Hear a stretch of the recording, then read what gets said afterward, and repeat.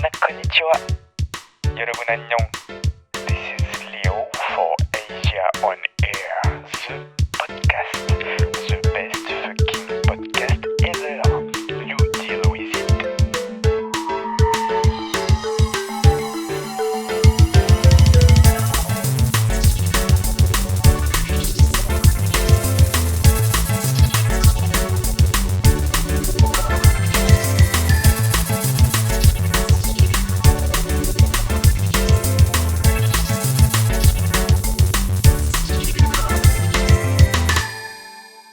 And this is the 6th episode of Asia on Air, the podcast.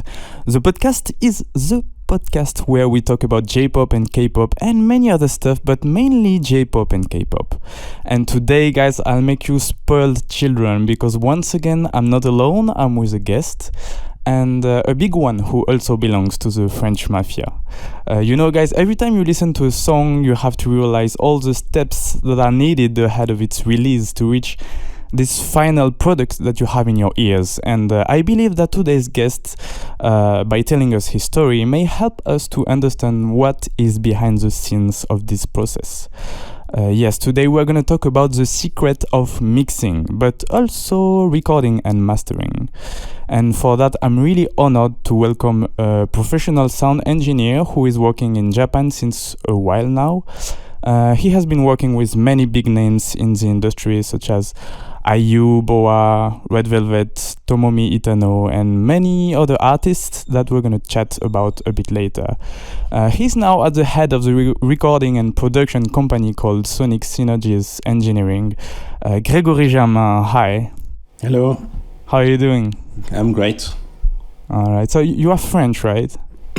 Yes, absolutely. Raised in Paris? Born in Paris, raised in Seine-et-Marne. Okay. And then moved to Paris again. All right. I believe that you have some roots from Martinique. Am I wrong? Yeah, Martinique in West Indies. So it's a point that we have in common actually, because my family is from Martinique as well. Oh, really? Yeah. Cool. From my mother's side, yeah. Okay, nice. I never lived there though, but yeah. Okay, nice. Do you listen to Zouk music, by the way? Not by myself, but my parents used to listen to every day. So all right. I grew up in like West Indies music. Okay. When I was a child. So for the people who don't know, Martinique is a French island in the Caribbean Sea, and it's I think we can say one of the most beautiful islands in the world. Yeah, it is. And Zouk music is traditional music from there. Yeah. All right. So before we start, well, I have to thank you, Gregory, because you made me discover a really nice artists that I didn't know about. Yeah. And I kind of feel guilty not knowing them earlier. Anyway, we'll talk about it later. So it's the tradition in this podcast. I have to give you a gift, which is MC superpower. Basically, it's a superpower to launch any music you want at any time you want along the podcast. Okay. I actually already know which songs you are going to launch, but I just don't know when you're going to launch them, so it's when you want. Okay, we're going to wait. All right. Yeah. So what about you start by telling us what brought you into the music industry and how did you get interested in the Japanese culture in general? So basically, I grew up in France, so France used to broadcast a lot of Japanese animation program. Yeah. And I don't remember how it started, but I think it was a political decision from the French government. Yeah. And one time the French government said, okay, Japanese animation is too violent, it's too sexy, we have to cut it from TV. I don't know if you remember that. Yeah, I think it was Ségolène Royal who said that the first time. All right, so like it's really old. Yeah. And when that happened, they had that law in France who said that you need to broadcast at least I think it's 40% of French content. Mm-hmm. Yeah. So they start to do some cleaning because Japanese animation was really cheap. So it was really easy to buy animation program and broadcast it in France. But since they changed the law, like animation became really, really hard to get access to. And so a few companies, like one of them was, I think one of them from UK called Manga Video, and they started to release some video like every week. You had to pay it was like the first subscription model. So you had to pay every month like X euro or francs, and you received a video of Japanese animation in your letterbox. And you had like this videotape VHS with a small like magazine, like maybe 10 pages or something. Yeah. And they were like explaining what was the anime was about and what was the cultural thing behind, etc., etc. And so every month or every week you had a new video of all the classics like Ghost in the Shell, Akira, all the 90s Japanese animation classics. So we're talking about the 90s. And so because of 90s. So because of that stupid law, it gave me the opportunity to understand that everything was coming from Japan. All right. And have access and have all the explanation behind the anime. And I started to pay attention to the music in the animation because as I said before, my parents were listening to a lot of music at home. My father was listening to Martinique, like Creole music, and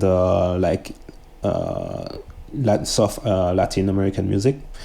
And my mother was listening to old school French chansons, stuff like that. Yeah. So like we used to have like every weekend like play the stereo at home, and everybody was listening to music. So I used to be in music. So you were in the bath from very young age? Yeah, from very young. Yeah, and we had a good stereo, like with the big speakers and everything. And I remember I really liked movies, and I really liked the soundtracks from the movies. Yeah. And I started to pay attention to soundtracks in animation because soundtracks quality is really, really high, especially at that time. And you mentioned about Kanno Yuko. Yeah, so the composer of Cowboy Bebop. I started to pay attention to who was writing the songs. And I don't know how old you are, but at that time, if you go to Paris, like in 11 arrondissement or like 9th arrondissement, like you had a few selection of shops who were selling animation products, and also they were like importing like soundtrack CD from Taiwan. All right. And so I started to buy the Taiwan press because the Japanese press was too expensive. So I started to buy the Taiwan press of my favorite animations soundtracks. And my favorite composer was Kanno Yuko at that time. Kanno Yuko or Hajime Mizoguchi or Shiro Sagisu, who wrote all the Evangelion soundtracks. Yeah. And if you know how the Japanese animation soundtracks are structured, like usually you have what they call background music, like BGM. Yeah. And it's a really short version of the theme. You have a main theme from the anime, the main melody arrangement, and then you have a declination, variation of that theme in little pieces. And then you have the opening theme and the ending theme. Yeah. And so the ending theme and the opening theme usually, like they call that OP or ED, are songs with a singer.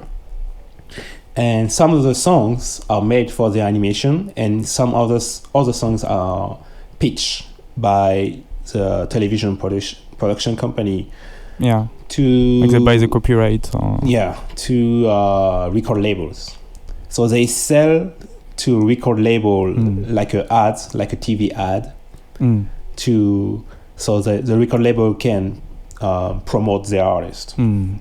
So in many, like if you take for example Conan, like all the ending theme and opening theme of Conan are all played by a band called Garnet Crow, because Garnet Crow is in a label called Burning, and Burning has all the rights for the TV. All right.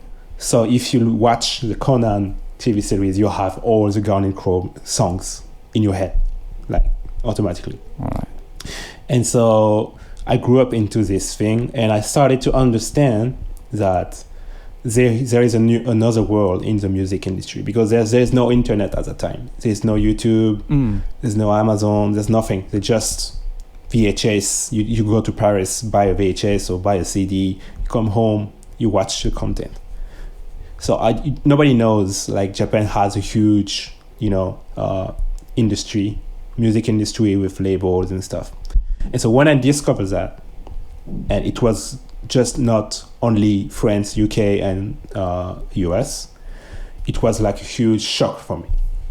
It was, okay, nobody knows that in Japan there is a huge music industry, and people who are composing music, and people who are doing rock music, R&B music, hip-hop music. Nobody knows. Like discovered a whole new world, and which was kind of hidden. Yeah, it's like Columbus discovering, America.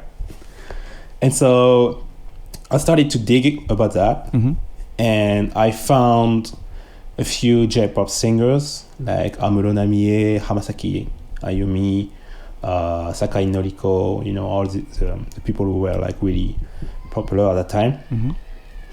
And I think my first really big shock was with Utada Hikaru. So I was maybe in high school, and I grew up in a really Asian population place in Paris, and a lot of Asian people were around me, and they had access to many like Chinese shops who were selling CDs, and they had some Taiwan press inside the shop. And a friend of mine told me, do you know about a Japanese singer called Utada Hikaru? Because she had a huge success in Asia when she released her first album, First Love. And I didn't know about it. I just knew the animation related singers, and maybe like Amuro Namie. And we were like chatting on old school ICQ, like old school like messenger like app. And she said, okay, I'm going to send you an MP3 of that song. It's everywhere in Asia. You have to listen to it. And it was automatic. And, it was like in 1998 or something like that. So it took me like 5 hours to download the MP3. But finally I had it. And so she sent me the song automatic. And, I listened to the song like with a scratch. And listen to the song and said, what? Wow, because I was listening to pop music at the time a lot, but I used to be a big fan of R&B. I used to listen to a lot of even now I listen to a lot of American R&B. And so when I listened to Utada singing in Japanese with like a Western kind of arrangement track with perfect vocal technique, perfect melody, and all her vibe and everything. So I was like, wow, this is incredible. And because Utada Hikaru had a huge success, many other artists started to copycat her. So a lot of other like company tried to have their own Utada Hikaru. And so it just opened the door to Japanese R&B. And so many artists at the time, like pre-2000, started to blow up, like Kuraki Mai, Shimano Momoe, Denda Mao, Tyler, M-Flow, all these people, they debuted because of Utada Hikaru. So I was in real time at that time. So I started to, and at that time, like Napster started to be global. And so finally we started to have access to it was legal, but it was the only way to have it because CD was out of price. For French people, it was like 40-50 euro for a CD. So when you're a student, you know, imported stuff. No way, but it's crazy expensive. Yeah, it was. And at that time, like internet, like the credit card, buying on credit card, it was crazy. It was like, oh my god, it's like crypto right now. It's like, oh, you're buying crypto. Like, oh, you're buying on internet with a credit card. That was a currency at that time. Yeah, it was crazy. So it was a good investment, I guess. Yeah.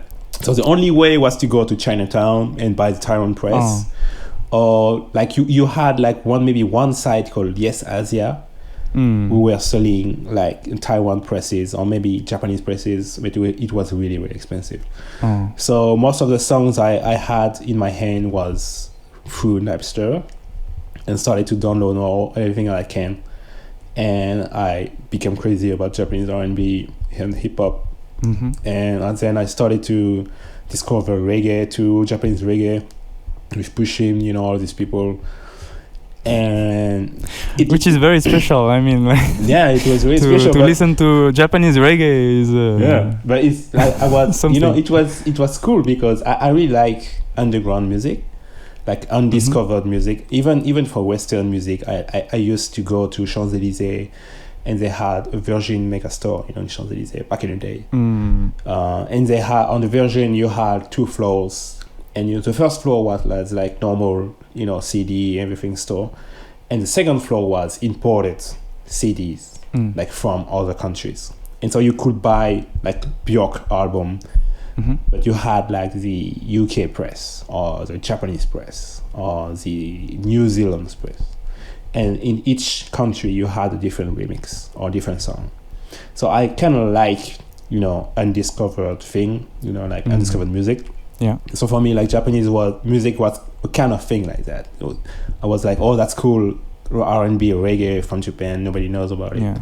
It's cool, And it became really, really, really big because the industry was blowing up in Japan, and I was really frustrated because people around me didn't really understand my vibe, and they started to say, oh, you're really weird, or you're listening to Chinese R&B, you're listening Chinese. to like they were really mean. It's still like this today, I mean, maybe it was worse at that time, but it was horrible. Yeah. And when you're high school, you have 17 years old, it's terrible.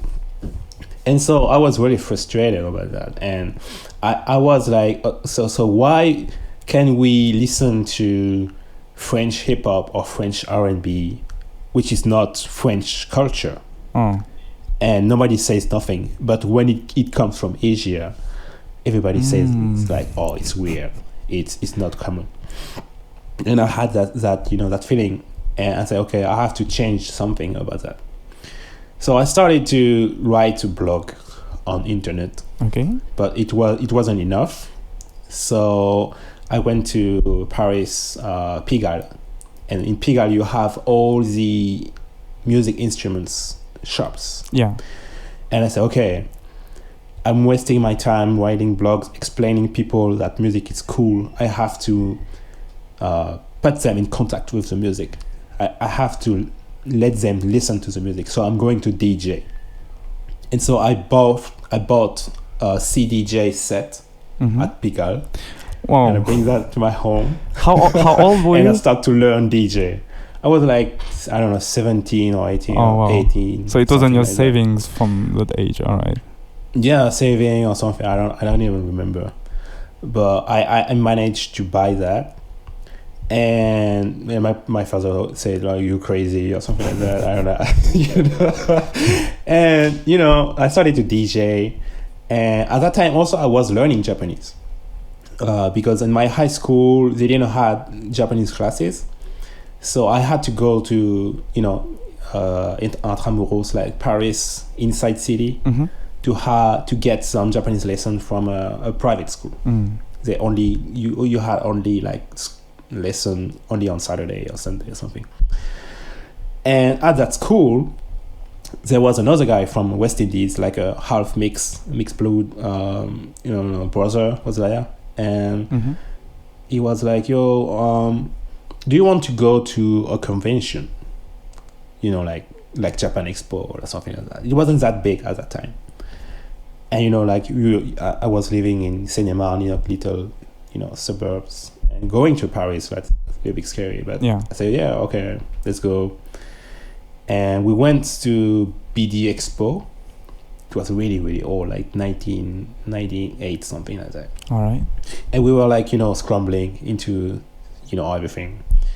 And suddenly I discover a booth with a TV and a bunch of cute Asian girls and one big guy. Yeah. Like half black and half something, like mixed guy with Asahi, cap, and they were blasting like J-pop music in the booth, but with the music video, not only the song. Yeah.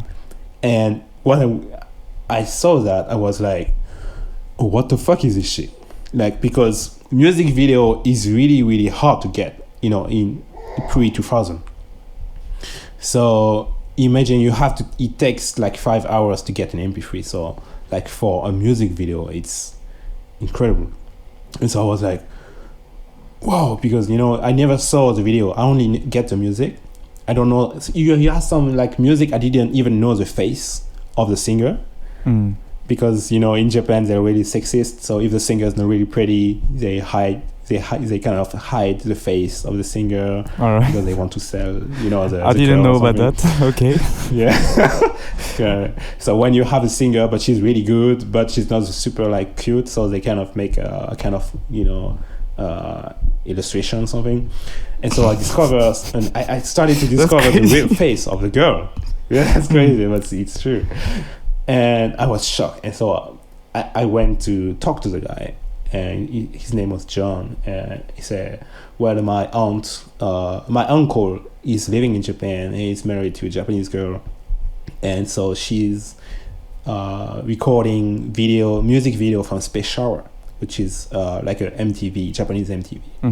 And she's sending me videotapes of music video, and I'm printing this on a CD-ROM, and I'm selling this to otaku people." And I said, "Wow, this is crazy. I want to be your friend." And I started to be his friend. And they had huge resources about Japan. It was a kind of crew of people. And I started to, like hanging out with them. And I said, "Okay, John, like, can I DJ to some of your event?" And he said, "Yeah, cool. You can do everything you want, blah, blah, blah." And so I brought my equipment, and I started to DJ in, Japan Expo, in Epita, all these convention we had back in the days.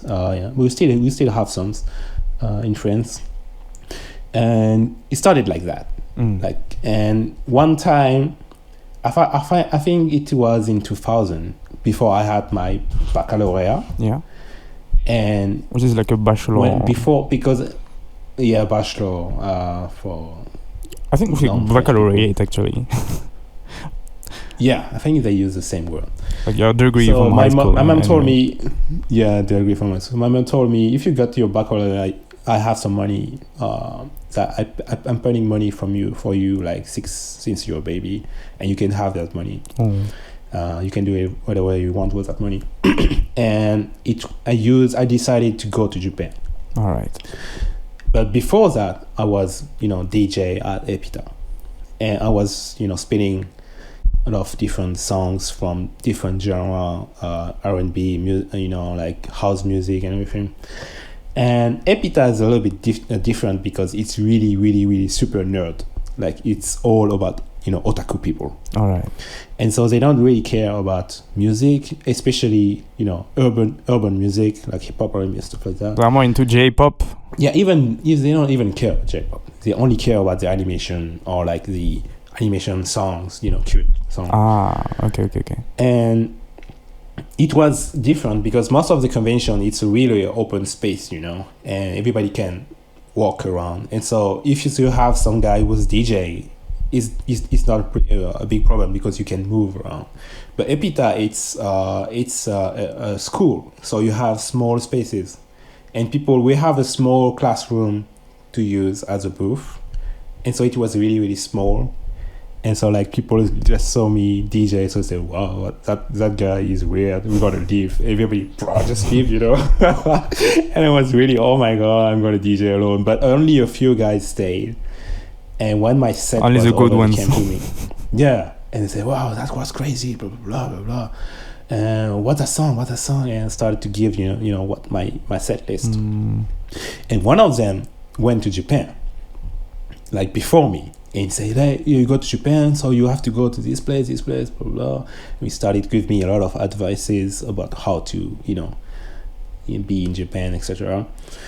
And he told me, when you come back, so let's make a project. Let's make a party in Paris with Japanese music. And I said, okay. And then I went to Japan, like my first trip to Japan in 2000. And that trip like really blew my mind, especially at that time. It wasn't like the Japan now. It was like totally chaos. It was, everybody was crazy. People used to sell CD on the streets. You had all the ganguro girls everywhere in Shibuya. It was completely insane. But I really liked, the vibe. Did you go in Tokyo? Yeah, mainly? in Tokyo. I was in Tokyo for like a short trip. All right. With my Japanese school. They had a kind of exchange program with another school in Japan. Mm-hmm. And I went like for a month to study Japanese. And I spent most of my time, like going to Shibuya, buying CD and buying records, like vinyl records. And also I went to the B-Boy Park. Yeah, I don't know if you know about the B-Boy Park. So it's a free... Yeah, because Sai told me about this. So Sai, she started with that. And so my experience with B-Boy Park, it was totally random. So in my host family, because everybody has a host family, I was with a Spanish guy. Mm-hmm. And he said like, it was Sunday or something, and we were bored and say, do you want to go to Harajuku? And say, yeah, let's go to Harajuku. What's going on? And we go to Harajuku and we saw everybody wearing caps, and big baggies. Everybody's hip hop, and everybody's going to the same direction. So, okay, what's going on? Let's go, their way. And so we just discovered the B-Boy Park. And all the people that was listening on the internet, like Zebra, K-Dub Shine, Nitro, Hanya, all these MCs, everybody was there on stage, like rapping. And I was like, wow, it's free. Like nobody It's free. asking me anything.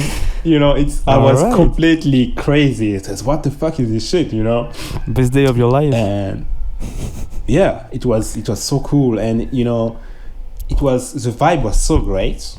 Because if you go to a hip hop party in France, like somebody die or somebody get robbed or something, there's always some drama happening. Oh really?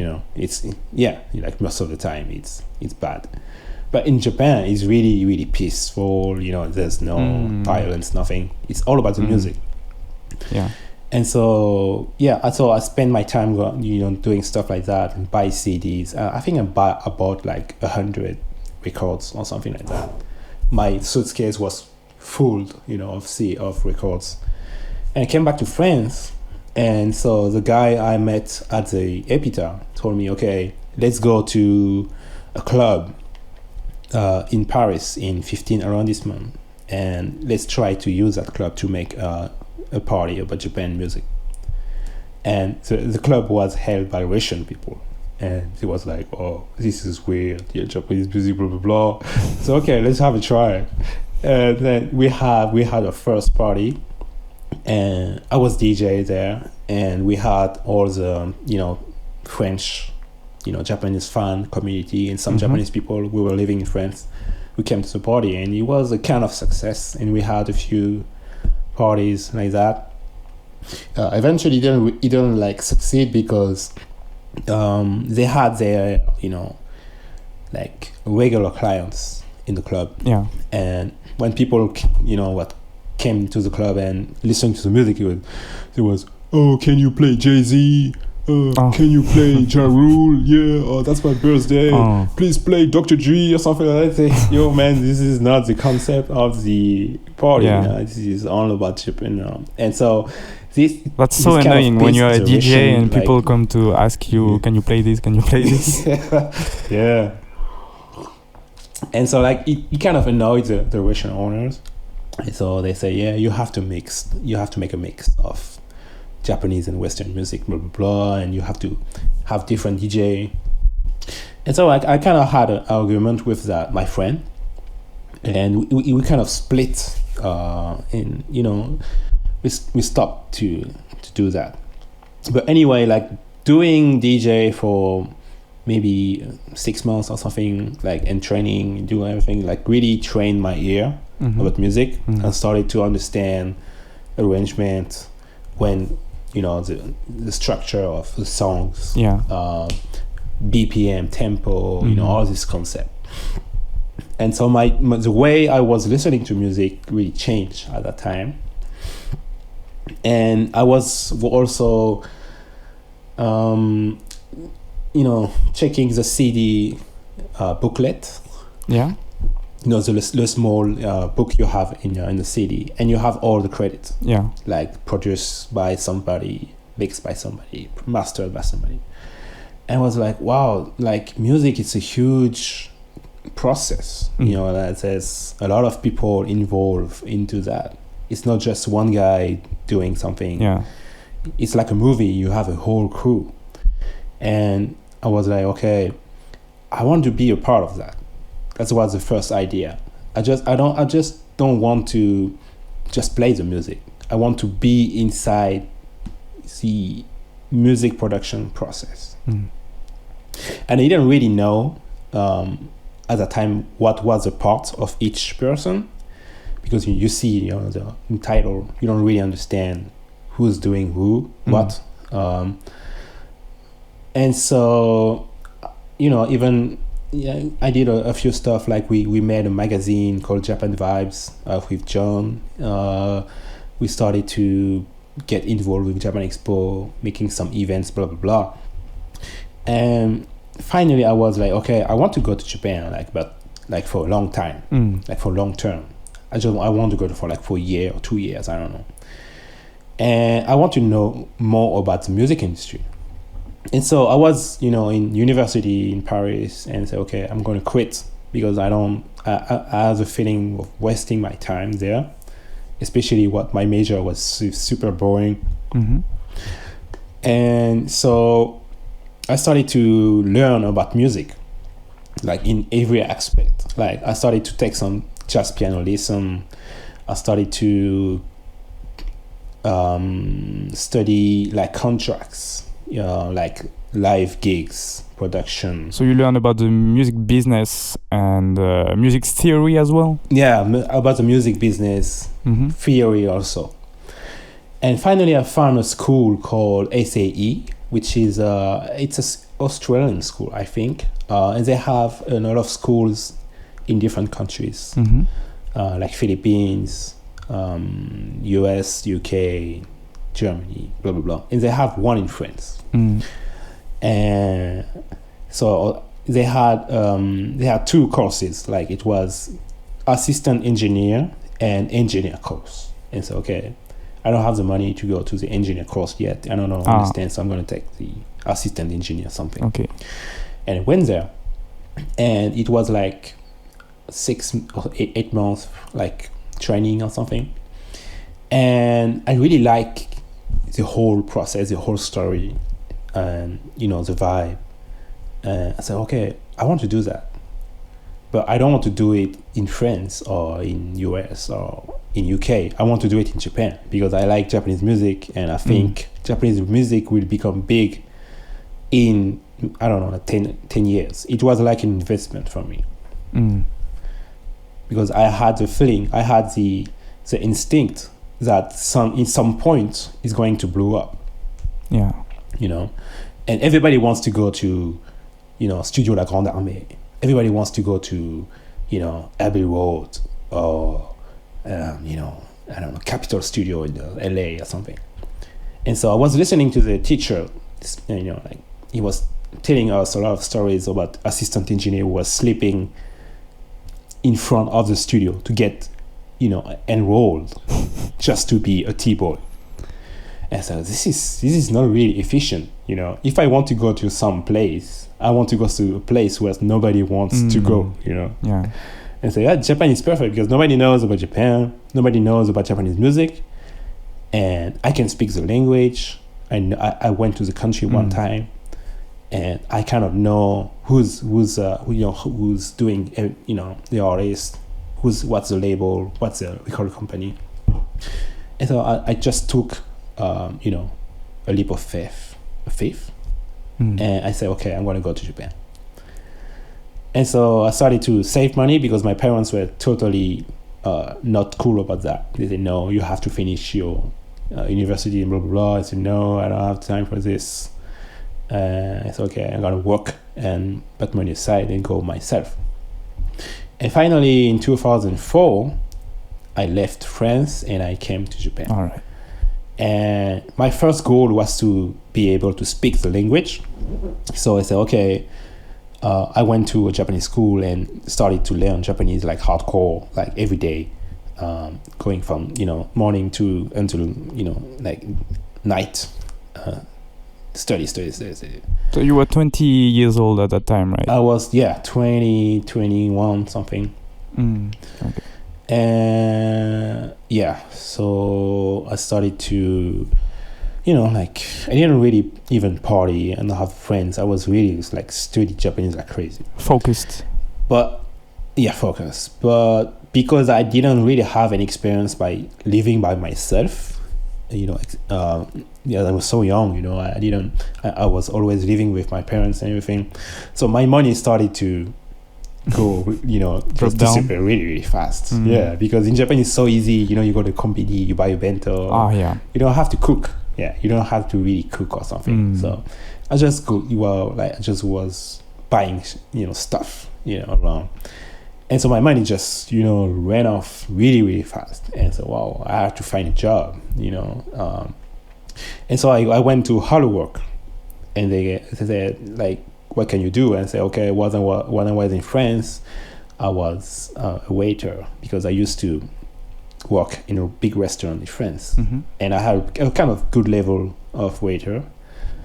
And I said, okay, yeah, you can work in this Italian restaurant in Jimbocho, blah blah blah, and started to work and get have money. And finally, I finished my school, and my teacher said, well, you have really a very good Japanese, so you can do whatever you want. You can go to university or technical school, what you want to do. And I said, well, I want to go to a music school, like engineer school. And I said, okay, I know a few schools. And she introduced me to maybe 3 schools. And I picked the one which was cheaper. Also, you say cheaper, but still, I think that must have been expensive, right? Yes, it's like it's a little bit cheaper than like a commercials. I don't know how to say that in English. Like HEC, kind of school like that. Like business school, like commercial school, business school. Yeah. It was like kind of cheaper than that, right. But in kind of same like area.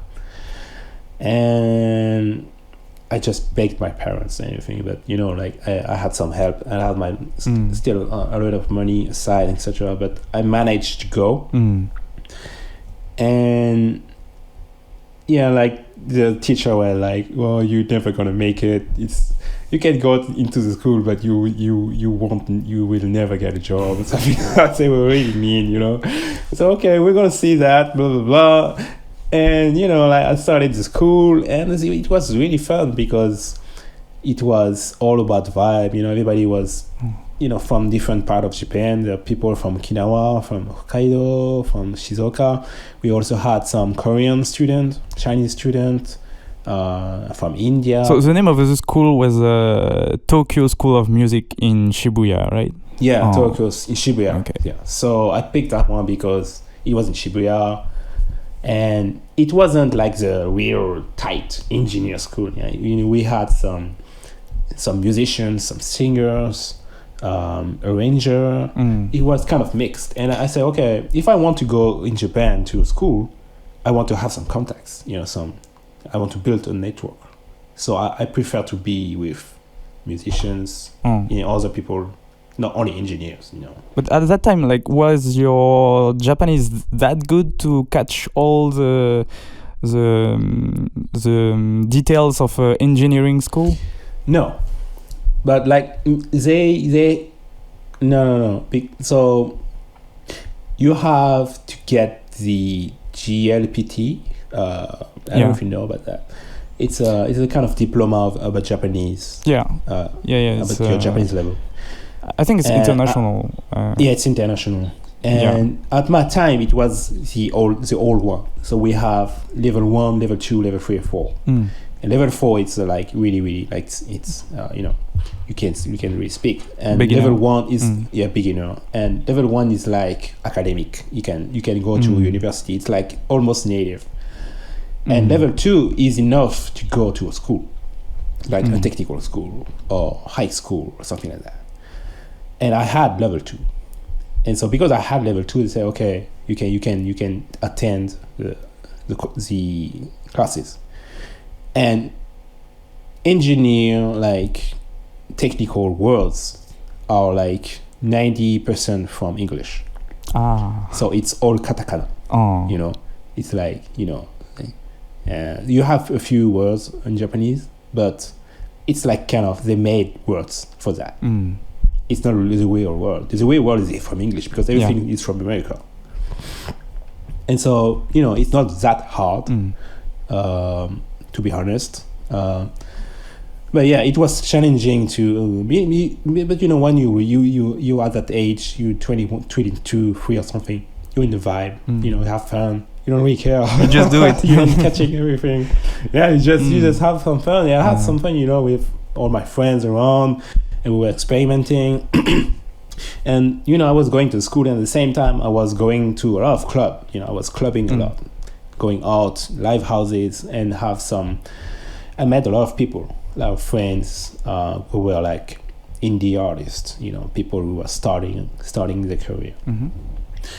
And I started to get some, because at that time I wanted to be a producer and an engineer at the same time. So I was kind of looking for people to produce. And so I met some girls, some fresh rapper dude who was starting up, and I started to make some beats for them. And at the same time, engineering, like tracking, recording them in my little room or something. And I was doing that, going to my part-time job in a restaurant, in clubbing, having some girlfriends, and everything was, really funny. But I started to realize that I had to make a serious move because I wanted to build a career in Japan, right? So I couldn't just have fun, forever. And so, I was like, first I have to find a part-time job in the music industry, because I can't be a waiter for forever. I didn't came in Japan to be a waiter. And so I started to look for a part-time job in the music industry. And at that time it was really hard because he didn't pick some student to do something. But the only thing that we had was Japan was really, at that time, Japan was really ahead on cell phones. Yeah, you mean the ones that were folded? Yeah, folded one with the antenna. Right before the smartphones. Yeah, right before that, they had they call it iMode from Docomo, and some other company was kind of doing same kind of thing, but it was the same technology, and they already had apps on the store online. It was a kind of same thing, ecosystem. But the big thing was the ringtone. So everybody had a ringtone from them favorite artists. But because the phone was really, really crap, like the technology was really crap at that time, they couldn't hold MP3s or WAV files because it was too big for the phone memory. So they had to find another way to make it really, really small. And so the only way was to use MIDI. So MIDI, it's a music protocol to digitalize a music part. So it's like you have like some notes, some duration, some velocity, and it's all inside the computer, like in a very tiny file. And so it doesn't eat a lot of space, but it can reproduce any kind of sound. So all the company who were producing ringtones were looking for programmers, music people who can program music in MIDI, to convert it in MIDI, to sell them to the people. And because it was a huge market, they couldn't ask to the big producers or the big composers. So most of the people who were doing it was students, music students. And so all my friends were doing that. So yeah, I'm doing this. I had money from that, blah blah blah. So, okay, I'm going to try it. And because I was producing, I was kind of programming in MIDI with Cubase, all these things. I was doing that. So okay, maybe I can do it. And I found a company who was hiring students to do that. And so I went to the interview, and they checked my resume and say, well, you have it's really good. You have a good Japanese, blah blah blah. You look nice. You seems to be polite and everything, but you have more engineer profile. And I say, yeah, that's what I want to do. And they say but maybe you should start with doing engineer, part-time job. And I said, well, I don't have any contacts, so I don't know where to go. And they said, well, we have another company, because it was a kind of company group. And they said, the other company has a studio in Takayama, and they're looking for an intern. It's not paid, you don't have any salary, but if you want to get some experience, we can introduce you. And so, okay, let's go. And so they pitched me to the studio in Takayama. I went there, and I was 24 or 5 something. So what was the name of the studio? It was Endpoint. Endpoint, all right. Yeah, so the company was called Method, and they had Endpoint and M something and something. They have different companies, sub-companies. All right. And one of the company had the studio. And I had the interview with the boss of the company. And the first thing he told me, he said, "You're too old." Oh. I said, but you were just 20 or something. Yeah, 25. I said, "No, you're too old to be an engineer." And I said, "Why?" Because all the engineers, they start their career as an intern or assistant engineer when they're 21. Because they go to high school and they get graduated, and then maybe they go to a technical school, and when they get graduated from the technical school, they're 21, 22. And at the time they do their duty as an assistant engineer, maybe they take 5 years, so it's 26 or something. So that they are at your age. So if you start now, you're gonna see all these kids become engineer before you, and it's going to be really, really hard. And I said, oh, he's right. I have to start earlier. So I said, okay, let's go. Let's start tomorrow. And I said, okay. And so I started, to do some shit job in the studio, cleaning toilets, prepare coffee. So you really started from the bottom. Yeah, you really started. You can't do anything. So the technical level is so high, you can't even be in the studio. They don't let you be in the studio. It really reminds me of my experience in bartending, because it's the same in Japanese bartending. No matter the experience or the the knowledge you already have, they totally don't care. You have to start from the bottom and to do the shitty things first, because they want to test your faithfulness and your commitment. Yeah, also, but it's the same. It's the same in other countries. Actually, it's not only in Japan. In terms of engineering, if you want to be an engineer in the US, but maybe not now because time changed. But at the time, you had to do the T-boy thing. Oh. You don't start. You don't go to a studio and say, okay, I'm gonna be engineer for Pharrell Williams or Timbaland. It's not gonna happen. They won't let you in. And so I started my career there as an intern, and it wasn't paid. So I was going there on the afternoon, and at night going to my part-time job at the restaurant. And slowly they let you get in the studio. They let you watch the sessions, and everybody was like, "Oh, where are you from? Like, you're black, you're French. What are you doing here?" we missed something. Well, like, I was listening to Japanese music and I found it cool, so I decided to go to Japan. Blah, blah, blah. Everybody's like, "Wow, this is cool. Wow, this is so incredible." Blah, blah, you just start to get some friends. Anyway, so I really liked the experience at the studio, but the studio was a project studio, so it means that it's not a real big studio with a big console.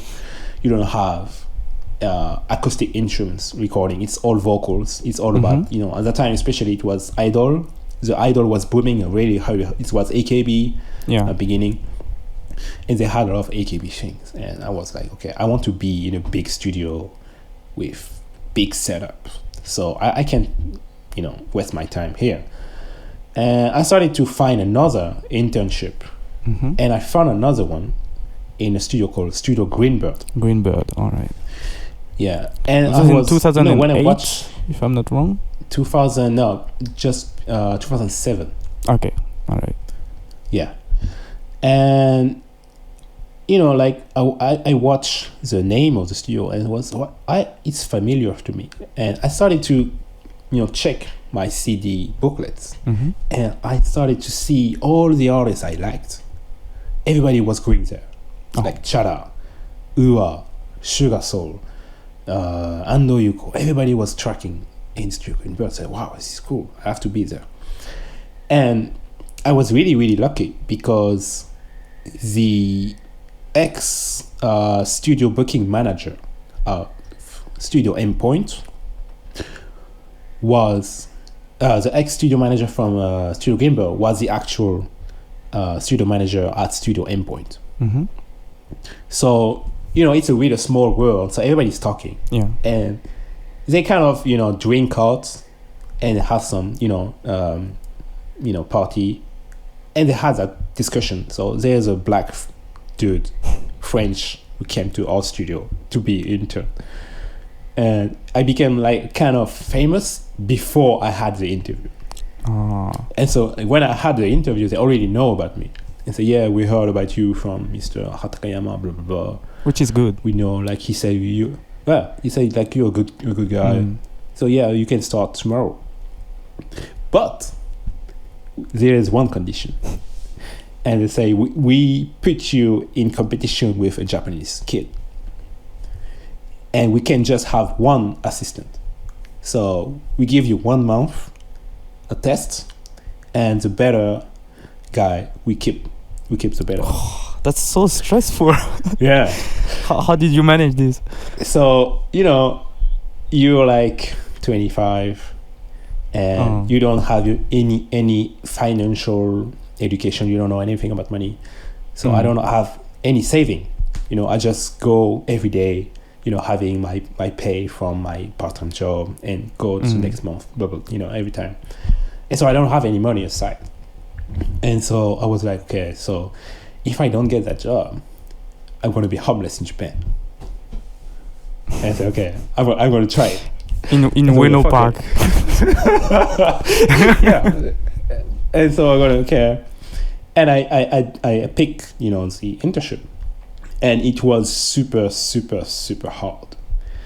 because at that time they had a lot of money, a lot of budget, and so you could have a session with an artist, and they could start a session from 1 p.m. and stop the next day at 5 a.m. All right. It's Okay. really, really tough, and you can't sleep. So you don't count you can't your sleep. And when your you're time. starting, you don't count. And I think it was illegal. In terms of the work rights and stuff like that. I think it was completely illegal, but it was the way everybody was doing that way. Yeah. And Studio Greenberg was even kind of cool. If you went to Avex or any even bigger studio, it was even more tough. So when you're assisting, assisting engineer of assisting engineer, ashiashi, they call that ashiashi, assistant of assistant. And so basically you don't know shit. So you just sit on the chair and you take notes about the session. But you have to do that from 10 hours. So everybody You watch and you listen. Yeah, they get sleepy. Right. And so the primary goal was not to get asleep, because if you get asleep, they just fire you on set. And I was really lucky because I didn't had all the hardcore sessions. But the other Japanese kid, he had all the hardcore sessions. What do you mean by a hardcore session? Hardcore was starting from 1 p.m. until 5 a.m. And then when you finish at 5 a.m., you can go back to your home because there's no train. Yeah. And you're so tired, you sleep in the studio couch. And you have to be in the studio the next day at 10 a.m. So you only have 4 hours to sleep. Yeah. So you can go home. So basically you sleep in the studio. And when you do that for a day, it's maybe okay. But when you do that for 2 days, 3 days, 4 days, 5 days, you become crazy. And he had that. He had an album with a band. I won't say the name, but the band was super famous. And they had a lot of money and blah, blah, blah. And they don't care. They just okay, we're going to use the studio for 10 hours today. For a week. And everybody was tracking, do the shit. And the kid just passed out. He didn't die, but it really became really, really hard for him. And so he kind of ran away. Japanese people do that a lot. They just run away. They just disappeared. Really? And then after maybe a week, they send a letter or a mail to the executive. They say, yeah, it was too hard for me, blah, blah, blah. I couldn't take it. Sorry. And that's the way they just avoid. How old was that guy? It was maybe a bit younger than me. Maybe he was 23 or something. All right. Okay. And so the dude was so tired, he couldn't take it. And me too, it was really hard for me. But because he quit, it gave me the chance to continue. And so because he just disappeared, then the manager came to me and said, oh, wow, you're hired. You have the job. Oh, this is how harsh is Japanese society. Yeah. Wow. All right. Yeah, but it's the same in US and UK. So it's about engineering. So the engineering field is like this. Wow. Yeah, okay. It's the same thing. Yeah, I think it's the same. But yeah, it started like that. And it's a survival game, actually. Yeah, and I was a student. I was even a worker, because when you're a student and you have an internship, the system is you're going to the internship, you work, and you can have some money, but it's like you're going to school. Yeah. So they have a sheet and say, okay, you went to the internship, so it's like you went to school. And so you can do that forever. You can do that for a year or 6 months. At the time. Now it's different because they had the government, the laws changed. But at the time you could do that. And so because I had this hardcore thing, I learned really, really, really fast about everything, about the studio. So when you're a student, you're in the at the school and you learn, stupid things like, okay, like the microphone goes into this cable, or okay, you have to put SF57 on the front of a snare drums, blah blah blah. So me, I was with the pro, I was every day with top artists, top producers, top engineers, every day. Okay, let's go, let's do this. Let's track drums, let's track strings, let's mix, let's have a tape session, let's do this, blah blah blah. And so like I was top level, at the time.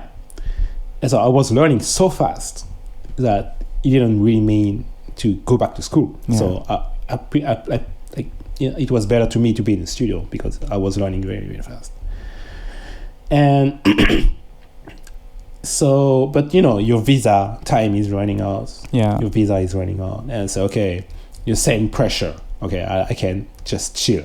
I have to find, the next thing. A solution. And a solution, yeah. And, and it was really difficult for me because I had to struggle with different battles. I had the technical thing, have to understand all the engineer things. It takes a lot of time. And I have the cultural, battle. So you have to understand Japanese culture, Japanese work culture. How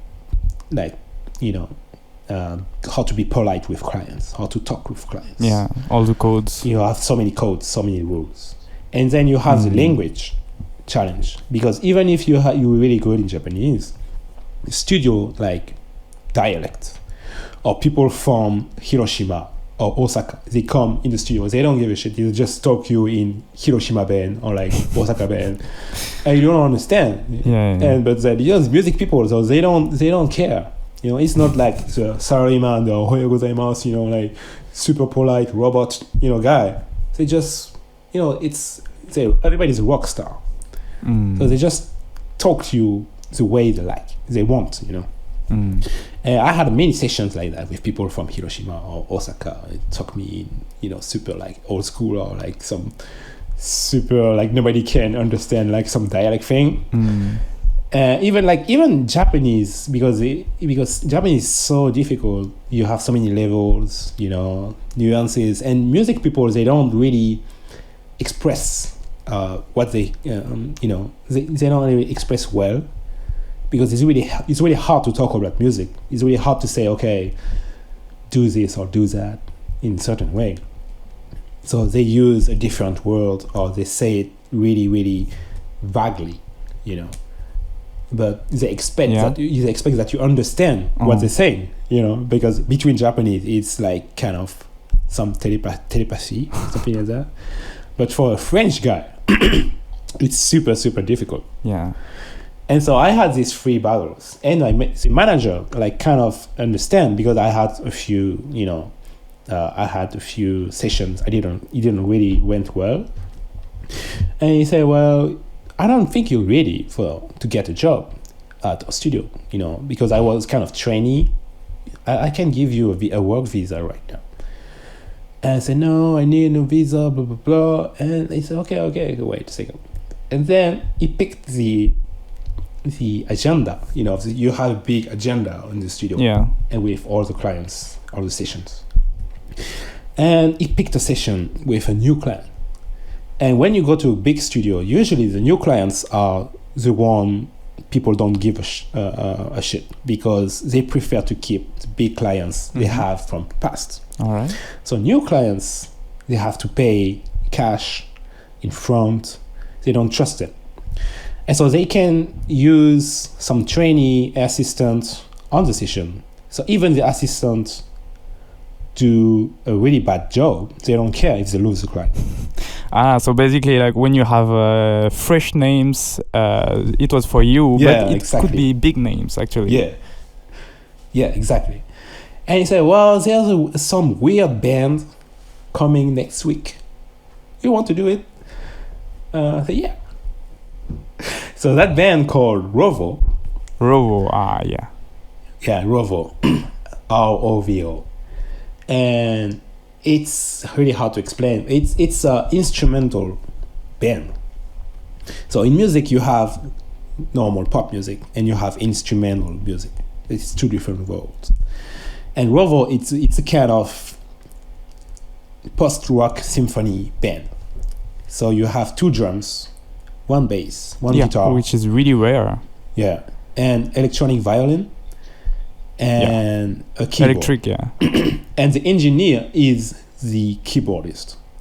So the guy is actually engineering at the same time he's playing keyboard. And the band can. And the manager told, well, if you can do that, I give you the job. Because this is crazy. This is a fucked up project. It's challenging. I thought, yeah, it's really challenging because the setup is so insane. Yeah. And it's not even a real engineer who's doing it. But I think he tried to test me, So okay, we're gonna test it on this gig. And Rovo came, and everything went pretty good, even if it was really tough. But we had a really good time, and we had that album called Duo. And maybe we recorded like for I don't know, like 3 days or something. The album, and I had a really good chemistry with the engineer / producer and keyboard player. And because we had that session with Rovo, that guy started to use Greenberg again and again and again, because he said, oh, Gregory is a good assistant engineer, I want to work with him. So he brought Sakamoto Miyu, which is he's the daughter of Sakamoto Ryuichi, and then he brought another artist, blah, blah, blah. And that's how people make money in music industry, in studio. So you have a relationship with someone, like engineer or producer, and that guy, if the guy like you, and say, okay, I like to work with this person, then I'm going to use the studio again and again and again and again.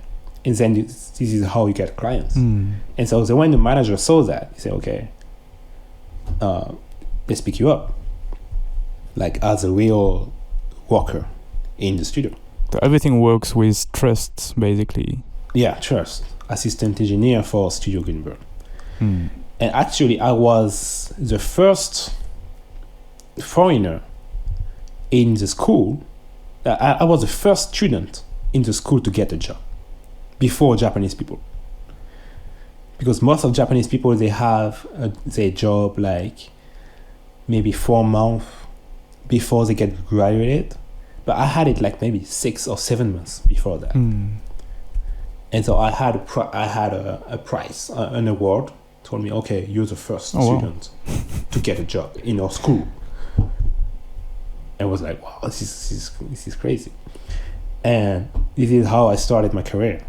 And yeah, by the way, the group you have been working with, so Rovo, which is like this kind of psychedelic jazz / funk band, I think they call themselves space rock. Yeah, they're completely crazy. Yeah. They really remind me of Led Zeppelin, especially when Jimmy Page is using a violin bow on his electric guitar. But I discovered that it was actually an electric violin, and it's a really good discover. A lot of influences like from world music or even Herbie Hancock's most experimental album, Sextant. Exactly. And they probably even listened to Robert Wyatt's Rock Bottom album, probably. So there's this song that you want to share with us, which is called Owo. Yeah, I don't even know the pronunciation, but it's a cool song. Yeah. So Owo by Rovo from the album Nuo.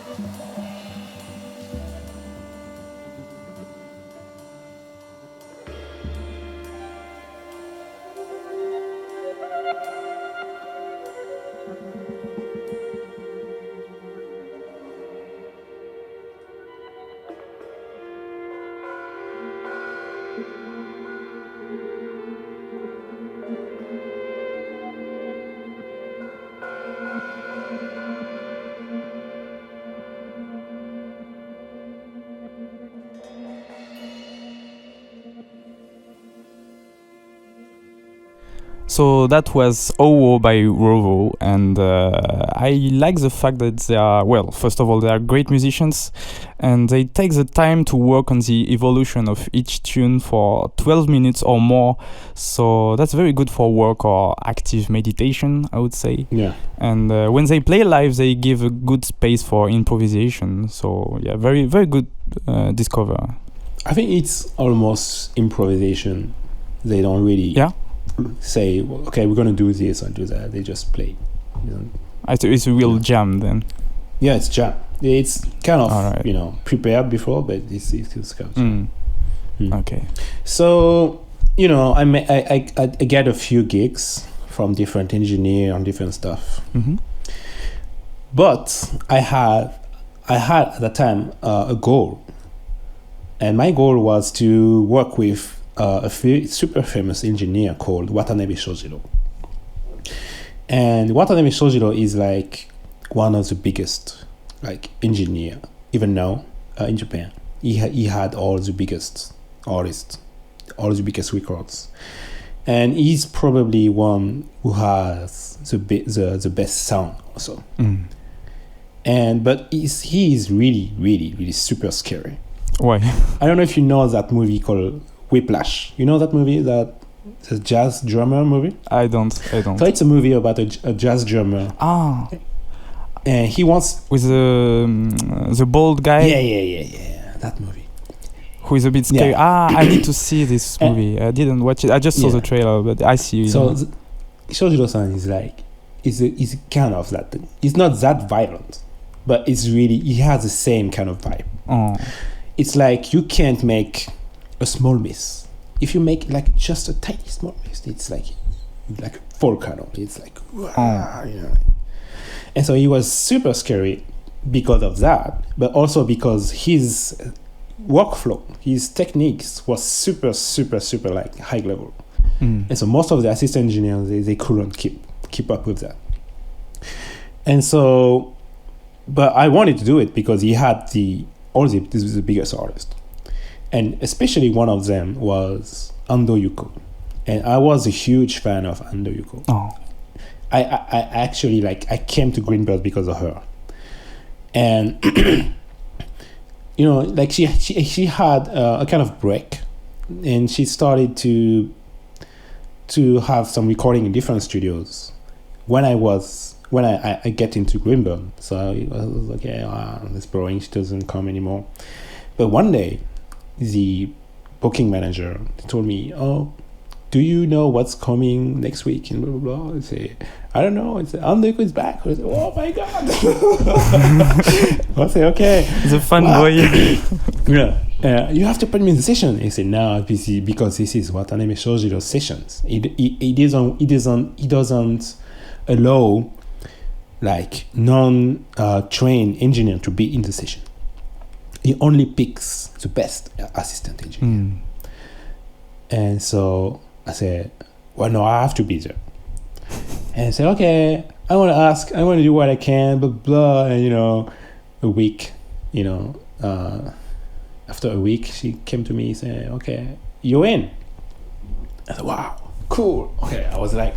Because you insisted? I was the first guy in the studio. What? Was there? They let you in because you insisted? Yeah. I was kind of... I'm going to explain you what happened. So, I was the first, in the studio, and I was waiting for everybody's coming. Super stressed and everything. And usually, in every session, the first person who come into the studio is the record company people or the manager. The artist doesn't come first in the studio. And so I was like, okay, she's coming. And then I saw a girl coming to the studio. It was her. I said, oh my God. And she looked at me and she said, hello, Greg. How are you? I heard about you, blah, blah, blah. And, she was like, how do you know my name? I said, yeah, but because my manager told me there's a French guy who likes my music and he wants to be in the session. And I said, yes. I was like, wow. And actually, she said yes. Shojiro-san wasn't okay. Oh. But she insists to have me in the session. And I said, okay, wow, this is weird, blah, blah. And, we are starting to make the session. And I wasn't even, assisting. I was assistant. So I stepped down just to be in the session. And she looked at me every time. She you crossing eyes and everything. And she was doing a song about France. Mm-hmm. It was like a cover of very old Japanese song in the 70s or something. And that song was talking about France. Because old school Japanese people, they like France a lot. They like French chanson, Yeah. Sylvie Vartan, Yves Montand, and all those things. They're super geeky about that. And she looks at me and she says, well, that's a French song, so Gregory has to do something in this. And she said, okay, can you write a poem or something and just go into the studio booth and start to record something? I said, no, I can't do that. The engineer said, no, let's not have him in the studio, blah, blah, blah. I said, no, it's a good idea, blah, blah, blah. And, I thought she was joking. But, we had dinner and everything, and then everybody's come back in the studio and said, well, I'm not joking. I want you to be in this booth and say something in French. And I said, well, okay. So I started to write something. And she had me in the booth speaking into the mic. And they kept the narration in the final recording. And so that thing started a kind of relationship with her and Watanabe Shojiro-san. So, I'm watching all the sessions of Ando, Yuko and everything. And so I kind of understand the workflow of Watanabe Shojiro. And I say, okay, one night we go out with my senpai, the guy who was assisting him. And everybody's drunk. And he said, yeah, Greg, I want to be freelance. So if I go freelance, you have to replace me. And not everybody is afraid of Shojiro-san. So you're the only one who can do it. So you have to do it. I said, yeah, I can do it. I'm a big boy, blah, blah, blah. And, everybody's drunk and everybody's, telling shit. And he said, okay, next week you're going on the Yuko. I said, yeah, okay, let's do it. And blah, blah, blah. And he said, and that day was the song I sent you, Hajimari no Uta. And that was my first session with Ando Yuko. So, music time. Hajimari no Uta by Ando Yuko. Yeah.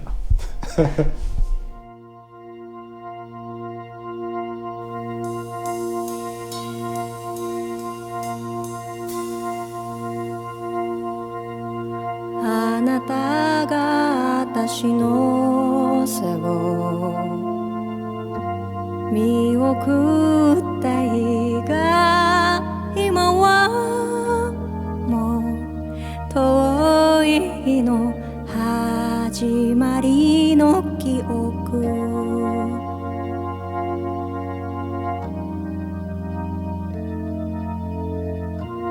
あなたが持つ明日に憧れていたパパの声ママの声笑う声すべてがある音今願うのは始まりの朝今焼け落ちるはおしまいの歌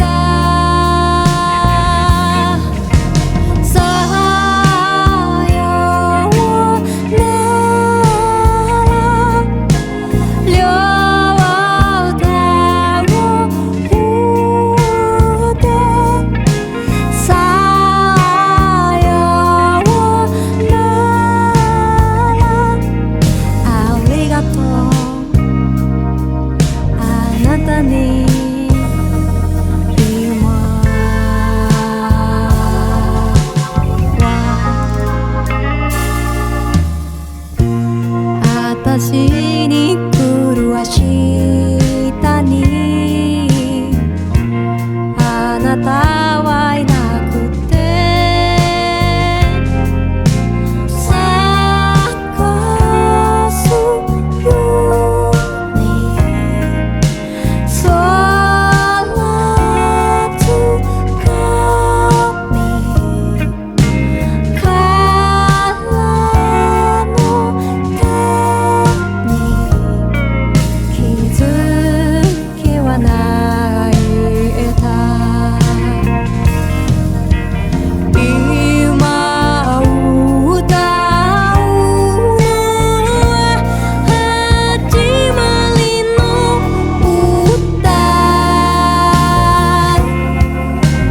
今流れるはおしまいの星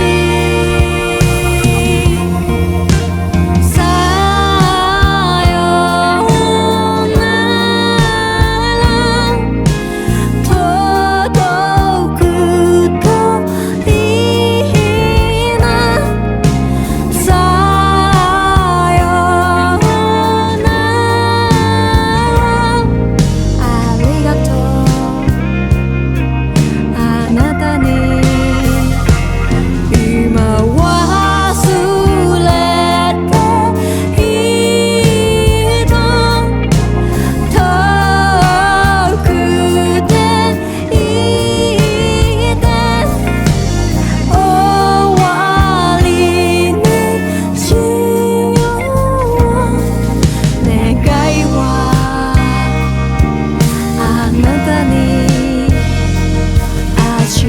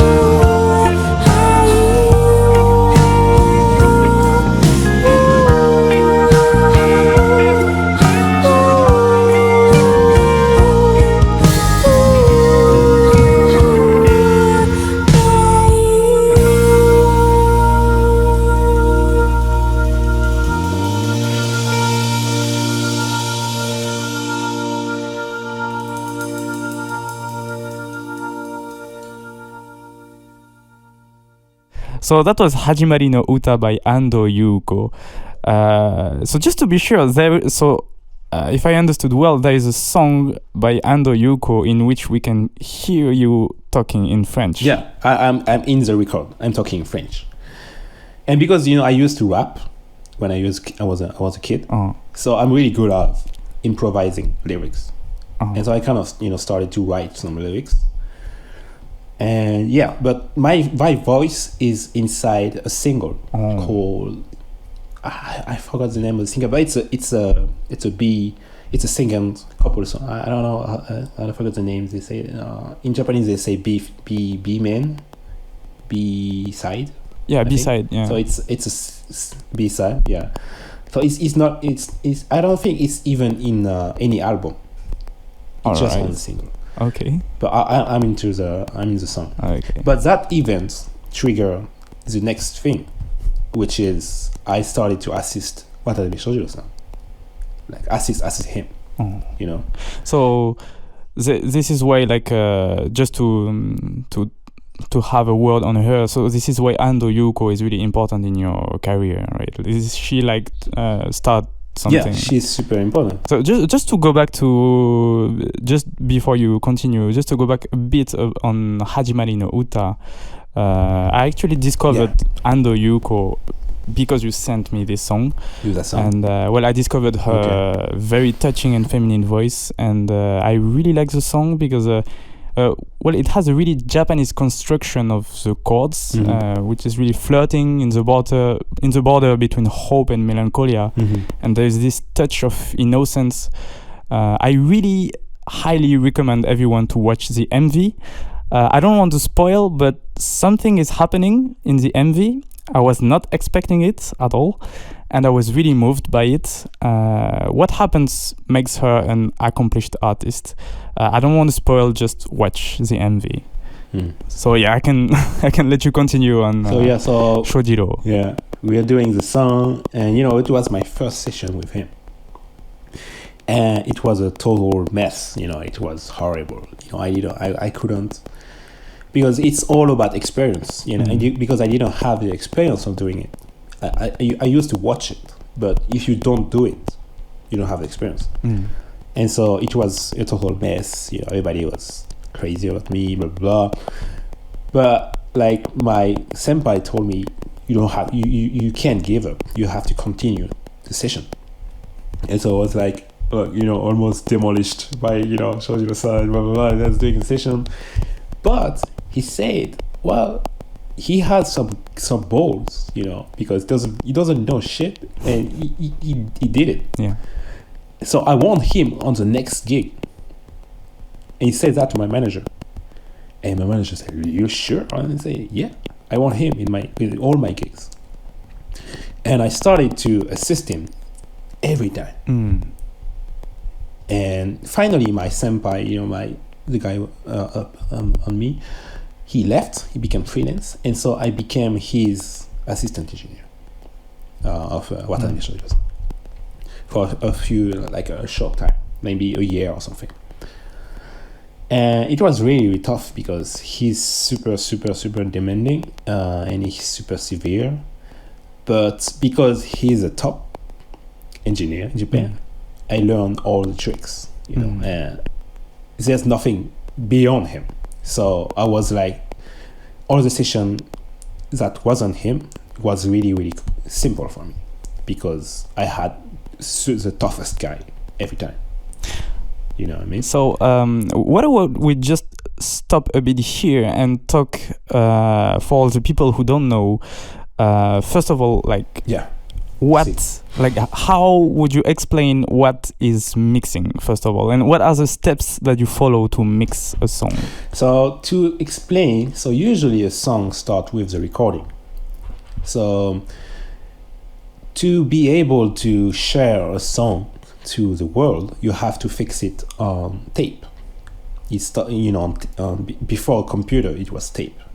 So all the records you listen, like old school records like Queen, Prince, Michael Jackson, everything was recorded on tape. So the musician has to come into the studio, and we have a bunch of microphone on each instrument. So X microphone on drums, X microphone on guitar, one microphone on the vocal, and everybody, record and play. So it's just like a live session. But a live session, you can't redo things because it's real time. But recording, you can redo a small part. So you can do the hook first, or you can redo a certain part you missed, or you can try another different play or different version. And so everything changed with computers, Pro Tools. Yeah. There is a software called Pro Tools, and it's one of the first software they use in the studio. Actually, the first record used with Pro Tools is the Cardigans album, Gran Turismo. It was made all on Pro Tools. It's the first album made all on digital. All right. And when that album went out, it changed the whole industry. And after the recording, we have what we call post-production. So it's editing. So for example, edit the vocal or edit the timing of the drums, small details. It's like in the movie. In movie, you have you shot the movie, then you have you edit the movie, and then you have coloring or stuff like that. And so mixing is a kind of post-editing process. But it's different from recording because first you only have the tape. So the engineer is listening to the music over and over and over. Yeah. And he's taking a balance of all the instruments, because when you have the recording, it's like a rough diamond. It's not polished yet. And so you have to pick every instrument from the performance and have them in the best spot as possible, so everybody can hear the song and say, oh, I can hear this, I can hear that, or And I can in the hear case- a landscape. In the case where you wouldn't take care of the recording yourself, then the artist would send you like stems so you can do the editing, right? If they, let's say, Yeah, they already so, recorded like- somewhere else, they send you the stems, Yeah, which are basically the tracks. So you can somebody else can record the music, or in different studio where they just can send you a file, the Pro Tools session, and you mix it. Or it can be, a song with no acoustic instruments, like hip hop or R&B. You don't have any. You don't have a lot of acoustic instruments. You only have programmed instruments on computer, and so you just have the files, and then the mixer becomes the most important person, because he gives the energy, the vibe to the song. But I guess it And must depending on be. who's mixing. I guess it must be better if you do the recording as well, because you can have a better vision of the whole depends. project, right? No. No, because the mixer is the most important person. The recordist, what we call the recording engineer, that we call recordist, is not the most important person in the whole pyramid. Okay. When you start your career as a recording engineer, and then if you get really, really good, then you become a mixer. So you just mix. Like, for example, the biggest engineer in the world, the biggest mixer in the world, is a guy called Serban Gener, and he's mixing Ariana Grande, all these people in The Weeknd, and like one song is $10,000 or something. But when he mixes it, it becomes a hit, like every time. So that's why he's the best. Okay. So the goal of each engineer is to become the mixer. So the mixer is the guy who's giving life to the song. Okay. To be really simple. Yeah. And what you mainly do is mixing, right? Yeah. No, I'm more like focusing on mixing because I want to step up. Okay. And also recording, it's really time demanding. You have to be in the session with the artist, all the time. And when you're mixing, it's your time. You don't care. You just, you start on maybe 10 a.m., 11 a.m. You can have a break. You can go out. You can have a lunch. You can go back. You can have a break. You can, continue tomorrow. And when you're done, you say to the client, "Oh, okay, I'm done. Listen to it. Can I have your comments?" But recording, you have to be with everyone. You have to be on the same timeline. And so sometimes it's okay, because if you're doing some really cool thing, it's nice. But if it's a really difficult session and everybody's they don't know what they're going, it's not cool to be there. So it's better to be a mixer, and the pay is better too. All right. Yeah. So that's why everybody wants to be a mixer. Maybe a stupid question, you tell me, but since everything is smaller in Japan, are mixing studios smaller in Japan than, for example, in the US? No. Like, you have really big studios too in Japan. The biggest now is maybe Sound City, Sound In or Sound City. They have a super big studio. You have some Studio Tanta. They have a big studio too. They have a lot of big studios, right. But big studios, they don't use it a lot as much as they do. They used to use it back in the days, because they don't have the budget or they don't need it. Okay. Because now it's made on computer. Okay, so for the people who thought maybe I asked the most stupid question, is because like the sound would be important for the sound, how big the studio is, because for example low frequencies would travel faster in a small studio. So. Yeah, it depends. So sometimes it's really difficult to get something right in a big studio, because the acoustic is more difficult. So if you just want to track to record like a rock band and to make it sound like Nirvana, it's better to do it in a very small studio actually. All right. Because the sounds travel, the delay the sounds travel is shorter, so you don't have all these things to take care of about. Yeah, that's why like recording is even more demanding than mixing, because you have to deal with a lot of physical things like the instruments acoustic property, or like the room property, like the temperature, climate, everything can change. If you leave a piano in a super humid like environment, the sound will change. Or like a violin, if you leave a violin in like in Japan, like hot summer, 80% like humidity, you can have the same pitch. Would change a lot. Yeah, it will change the pitch. But mixing, you don't deal with that, and so it's more fun. All right. And not in the recording studio, but in the mixing studio, so where you are, I don't know how you call it, the place where you work. Mixing studio, yeah.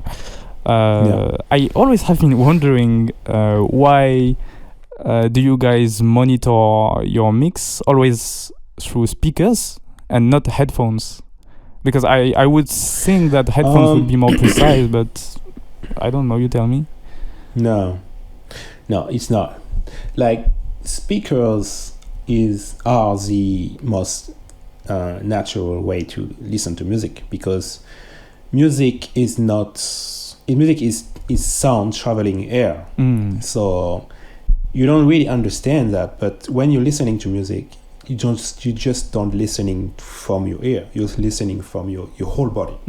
Your body is you have all these sound waves going through you from your cells, your own body. So for example, if you go to like like a techno disco, and you have a super low end bass, you can feel it in your butt, in your stomach. Yeah, you have the bass, in your stomach. And there is a movie from a French director called Gaspar Noé. Yeah. And he made, I don't know if you know that movie, like called Irreversible. I heard about it, but I didn't. And in that movie, it's super violent, it's super hard movie. But in the intro of the album, he put a 20 hertz super low bass, and it makes people sick. Yeah, so it really can, if you feel affect your body to the very it change your emotion deepest point. Yeah. So when you're mixing and you're doing some emotional work, you need to feel the music like going through you. It's not only about going to your ears, it's about feeling the music from the speakers. And you also feel the room acoustics. So the room plays with the speakers. And the other thing is headphones. They're not like translating the way people hear sound. Because when you're hearing sound in a space, let's say you're hearing a band play live, for example. Like the sound comes from a source and coming to you. But a headphone, it's like having a speaker right on your ear. And it's 180 degrees. You don't listen to music in 180 degrees. You listen to music in 360, or like 120 degrees, like that. Okay.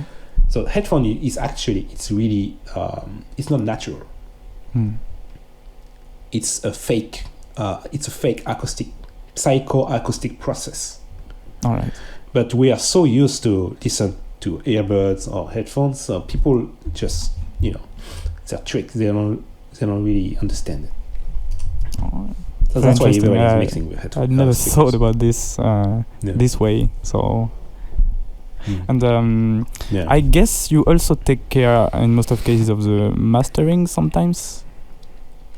So mastering is another thing. Yeah. Comes after mixing, and usually it's made by somebody who's it's a different job. It's a different person.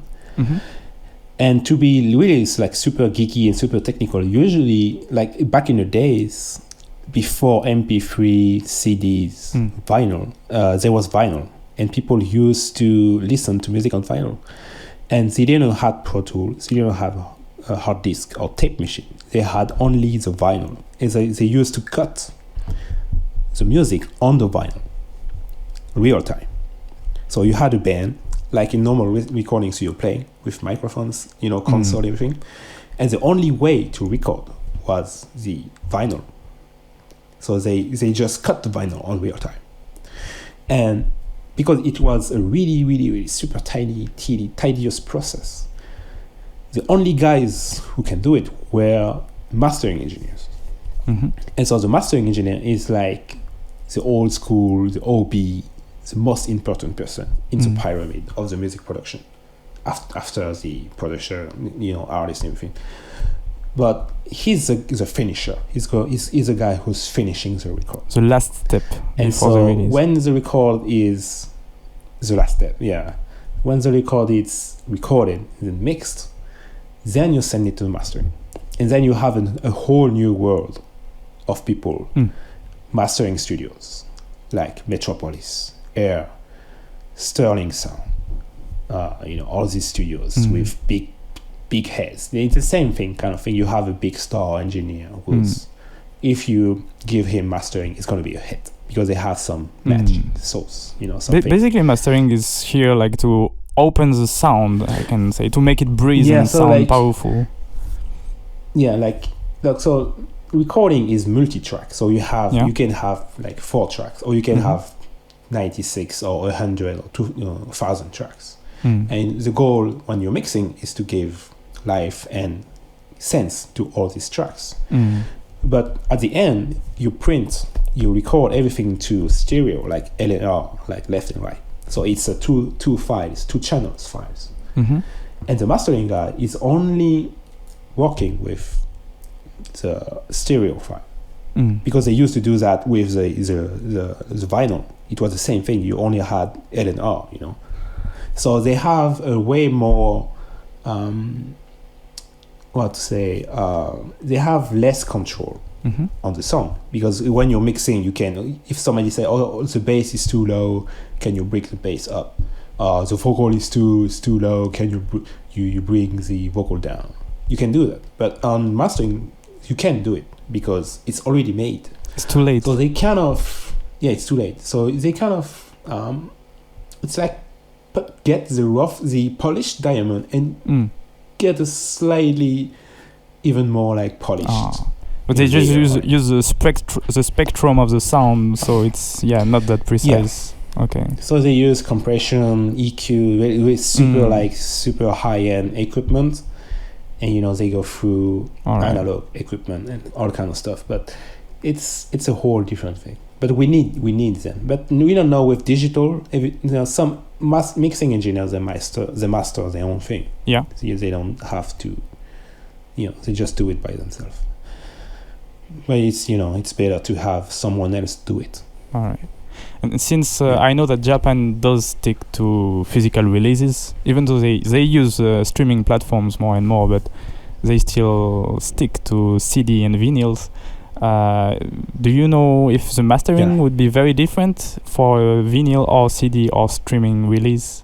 Yeah, it's different. So vinyl is it's not that difficult, but you can't have a lot of bass because it will change the structure of the groove on the vinyl. So you have to be less bassy. On CD you can do whatever you want, basically, and you can get really loud on CD, like the dynamic range.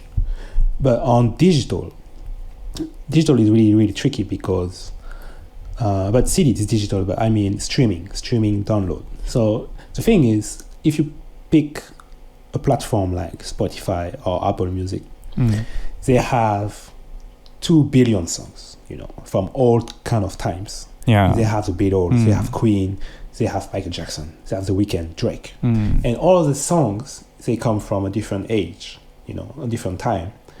And they don't sound the same because the technology evolved, on time. So if you pick a song like from Michael Jackson, the song is really, really quiet. It's really soft. It's not blowing up because he didn't have all this compression limiter technology at the time. But if you pick like Metallica, it's super, super aggressive. Yeah. And so they had to make a choice and say, okay, we don't want the people who's listening to the music to jump, the volume every time because, this song is too loud, this song is too soft. So they create a standard, and they said, okay, you can't go be above that standard. Mm-hmm.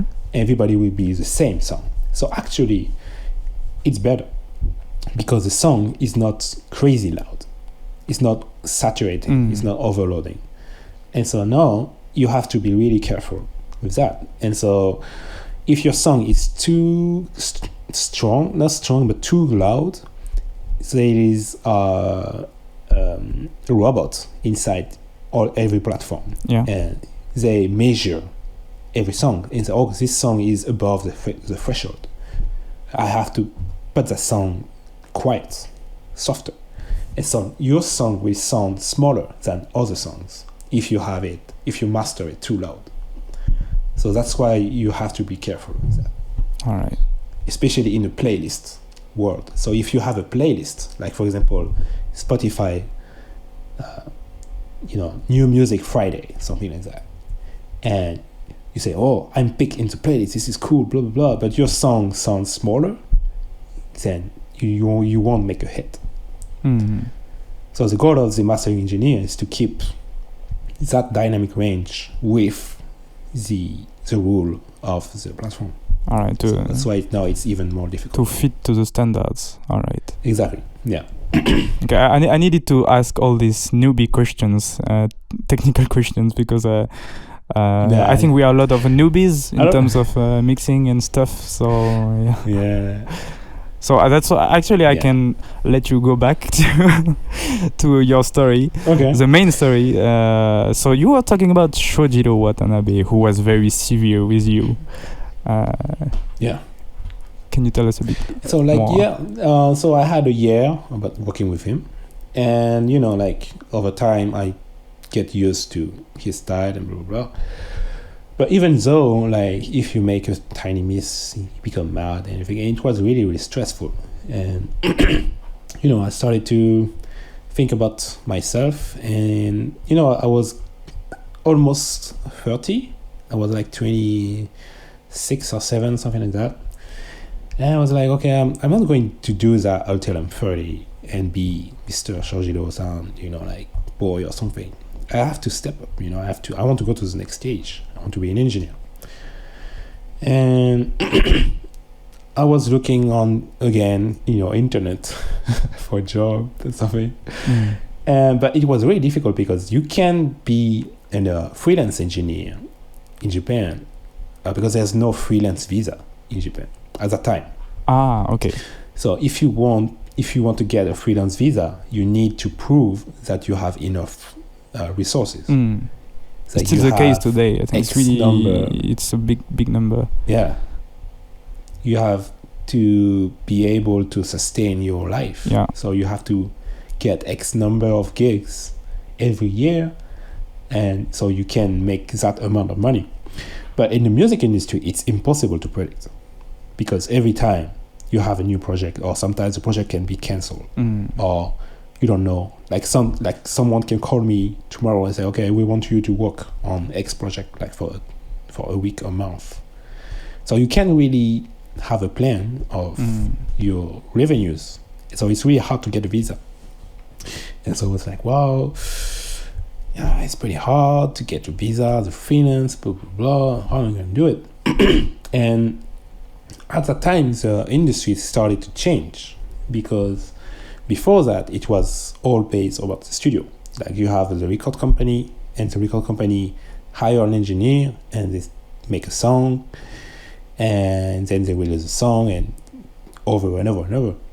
But when technology changed, and people start to have studios at home, and anybody can be able to buy a computer and have Pro Tools in the computer, they started to say, okay, we don't need to go to the studio.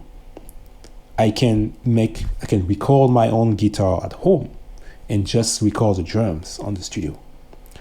Or I don't need to record the vocals. I can, if I have money, if I'm a super famous producer, and I have a house like in countryside Japan, I can build a studio in that, and I can have my singer come, and I don't need an engineer because I have Pro Tools.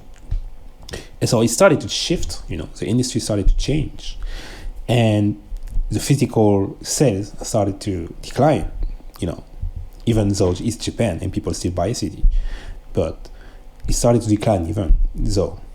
And so, because the business model was based on that, they started to say, oh, we can't afford to get a studio, so we're gonna go to a smaller one, a cheapest one, or somebody's studio.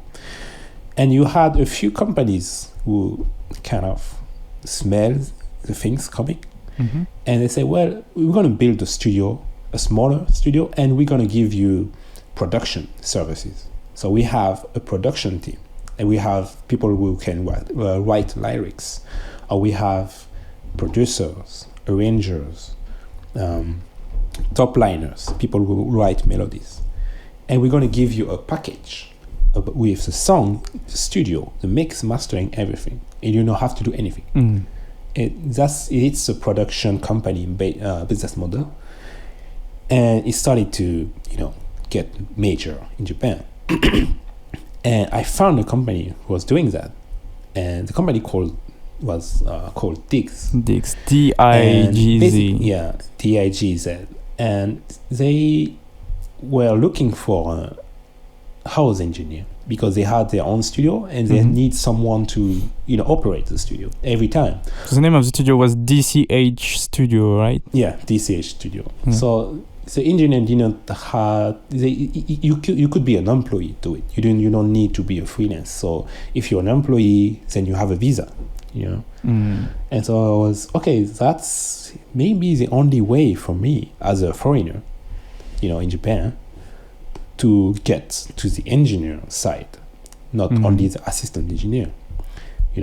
And so okay, I'm gonna try that, because if I stay in Greenberg, I'll always be the bully, forever.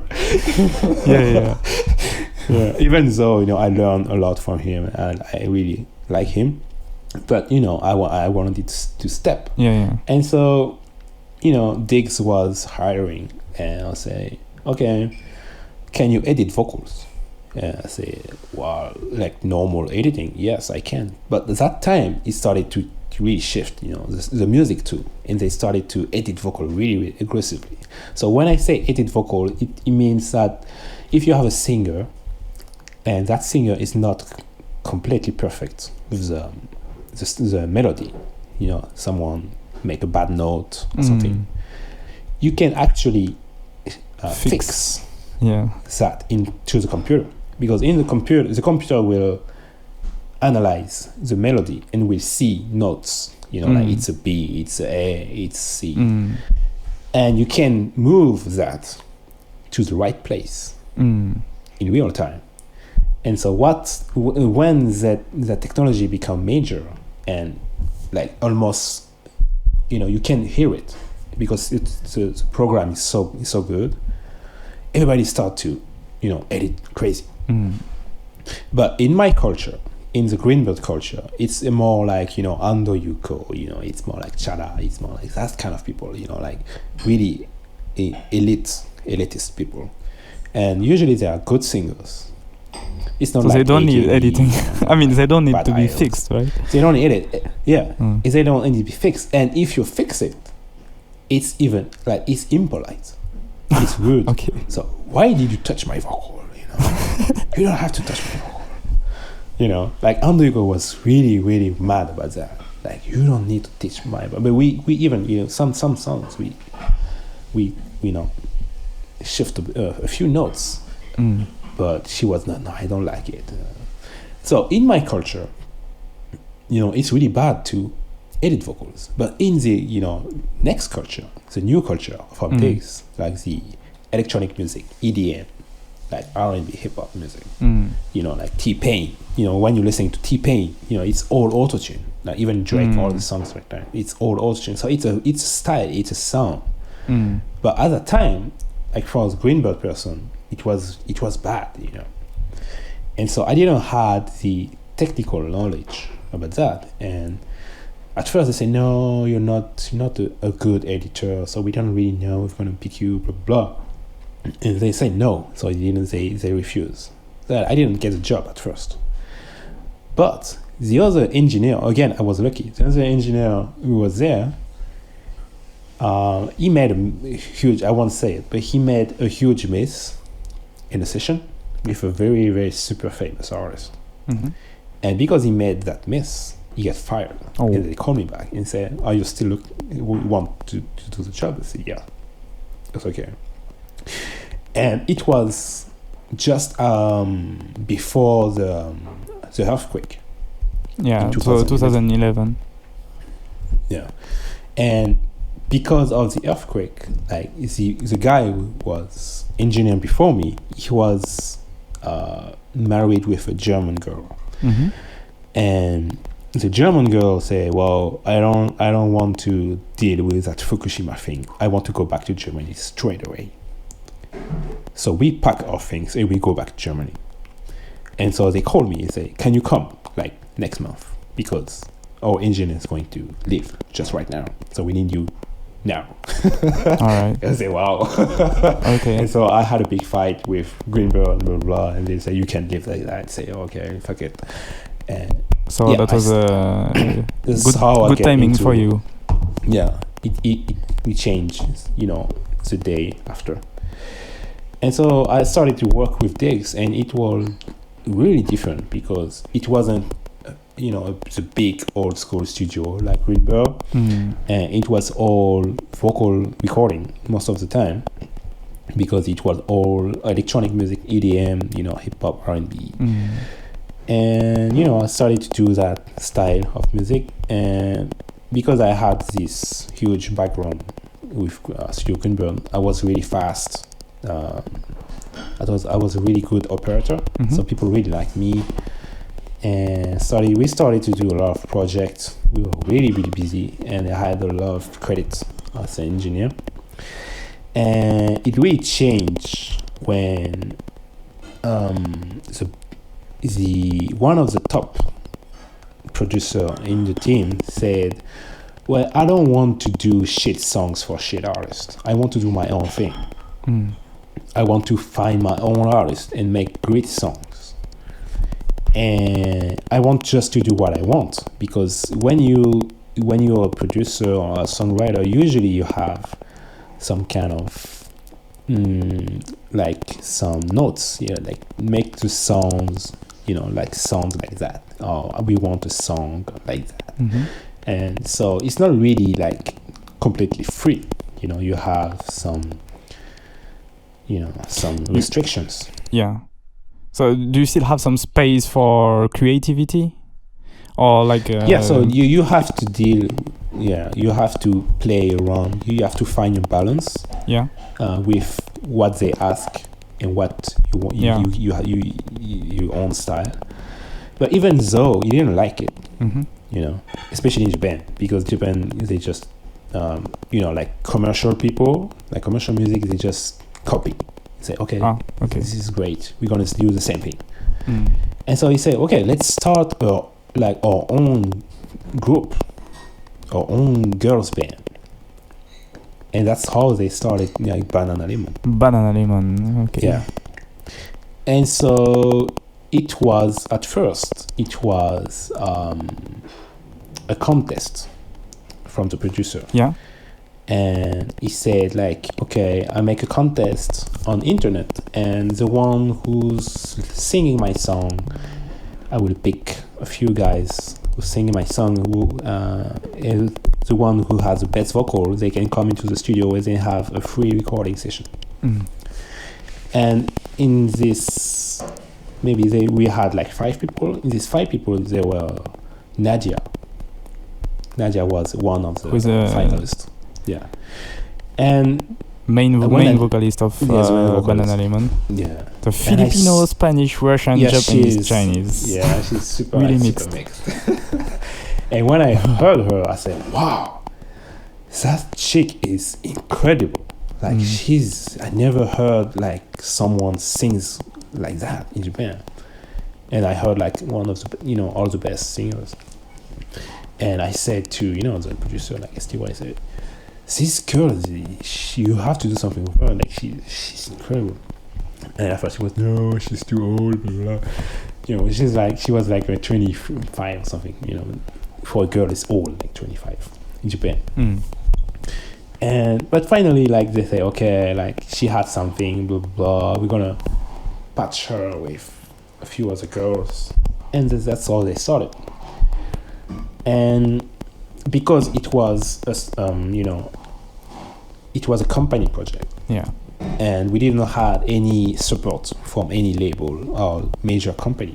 It was all, financed by, we were financing everything.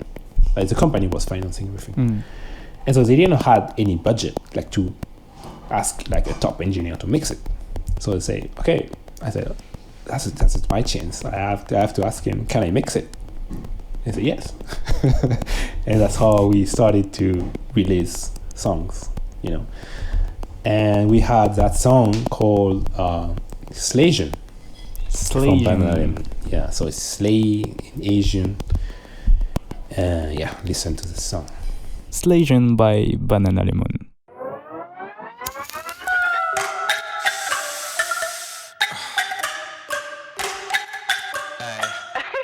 Where my girls at? It's a new game. You ready? I'm a Slaysian. I'm a Slaysian. Where my days I'm not the patient. 뭐 맞추기를 와가 나이잖아. I'm a Slaysian. I'm a Slaysian. The Asian perception. 내 지분에 입학하자. 아저씨 너 보이가 못도 신났다라 홀라. I'm a diva. 다시 잡는 내게로 되긴 하고도 한 말이 나이와.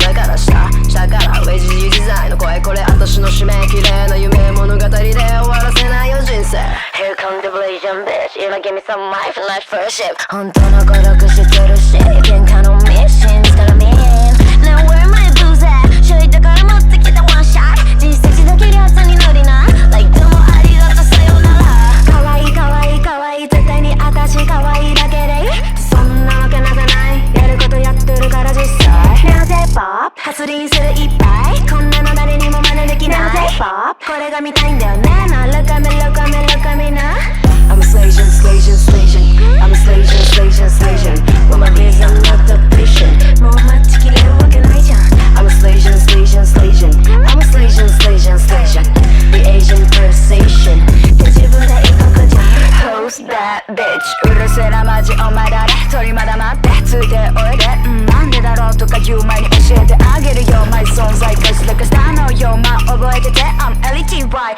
Come and follow me マジ後悔しない自由に行くは広い世界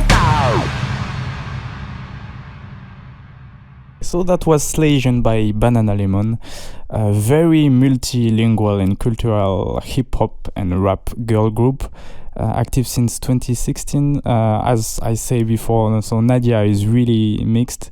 Mizuki, the main dancer, is Japanese. Yeah. Now you have Letty, the main rapper, who is Brazilian, Korean, and Japanese. Yeah. And Sarah, who is Afro-American and Japanese. So it's really unique. Yeah. And I saw the 90s to 2000s essential R&B cover medley video on YouTube. Yeah. I really loved it. You can see they are really passionate about this R&B style from the 90s, which fits Japanese language a lot, in my opinion. Yeah. And so they really have their style and I think big potential, but they already exploded actually because really good success already. Yeah. I believe they are produced by STY, who worked on with Exile, Girls' Generation. Yeah, exactly. So he's a guy who I was working with in Diggs. So yeah, to go back to digs, you have been working with a lot of big artists. Well, if we want to mention about the Korean ones, you have been working with IU in 2013 with her album Can You Hear Me? Yeah. With Red Velvet, Yeah. with their Japanese album Sappi, especially the song Swimming Pool. Yes. With Boa and her song I Believe, Yeah. more recently. Yes. A-Pink, Block B, Mhm. so really big names. Yeah. And when it comes to the Japanese artists, I think you have been working with most of the releases of Itano Tomomi, who is one of the famous faces from AKB48, right? Yeah. Exactly. And you told me also about Miyano Mamoru, who is Seiyu, so it's how we call the voice actor and singer Yeah. in Japan, and he's the voice of Kira in Death Note. Mhm. So I really love his voice, feminine, airy, and breathy voice. Mm-hmm. What else? Like Exile, so many people you have been working with. Oh, there's this pop group that you made me discover, and I'm really fan of from now. It's Passe-Pied. I didn't know before, but I really love them. So Passe-Pied is basically the name of a ternary dance in French, but it's also the name of this group, active since 2009. They make really cool chords and compositions. For sure, I will check their MVs on my channel from now on. Many other artists. I would really recommend everyone to check at the full discography on your official website. Which is well done, because we can know if you made the recording and or the mixing, so it's very interesting. Cool. Any other groups that you would like to talk about? After that, I made a lot of all kind of girls band, boys band, Japanese boy bands. I had also some really indie artists too, like some jazz groups. Some rock bands called, like, for example, the Monray rock band, really cool rock band. Also I had some non-Japanese, like non-Asian artists. I had some session with a French producer called Senbei, and he actually came to Japan like to record traditional Japanese instruments like shamisen, koto, and he sample everything, and he makes hip hop music around that. So yeah, I had also a lot of sessions with songwriters from all over the world, from Netherlands, Sweden, Korea, Germany. Other artists, maybe Dean Fujioka. He's an actor, but he also singing. I was wondering, since you were mentioning about Korea, have you ever stepped into a mixing studio in Korea? Yeah, actually, I went to IU session in Korea. Yeah, so because she is so busy, so she couldn't come to Japan to make the recording. Oh, okay. So we had to go over there. We had to take the plane, go to Korea to record her. Is the workflow really, really different in the Korean studios than Japanese ones? Yeah, because Korea doesn't have the history in Japan about studio culture. So everything is new over there. So they have all the new technology, new setup, and it's really efficient.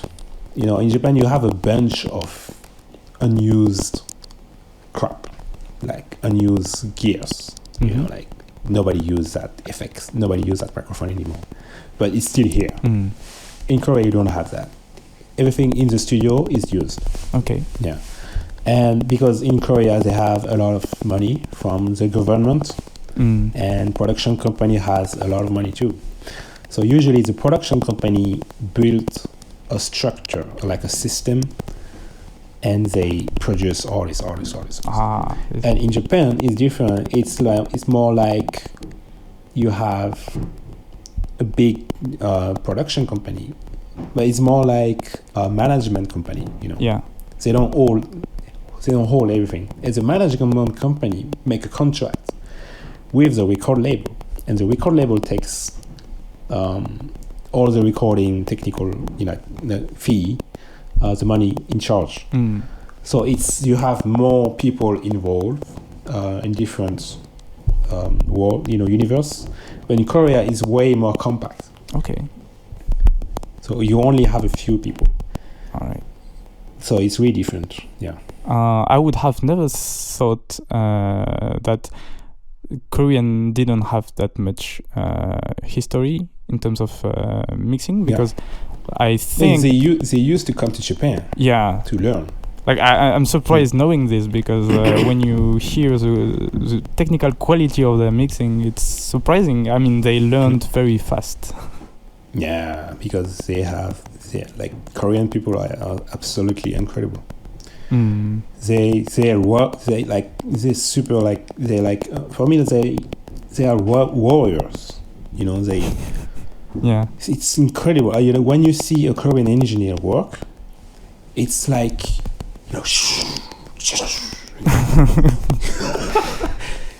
it's like is that really fast? Incredible. Yeah, very fast, precise, and it's not only fast that they understand, the process.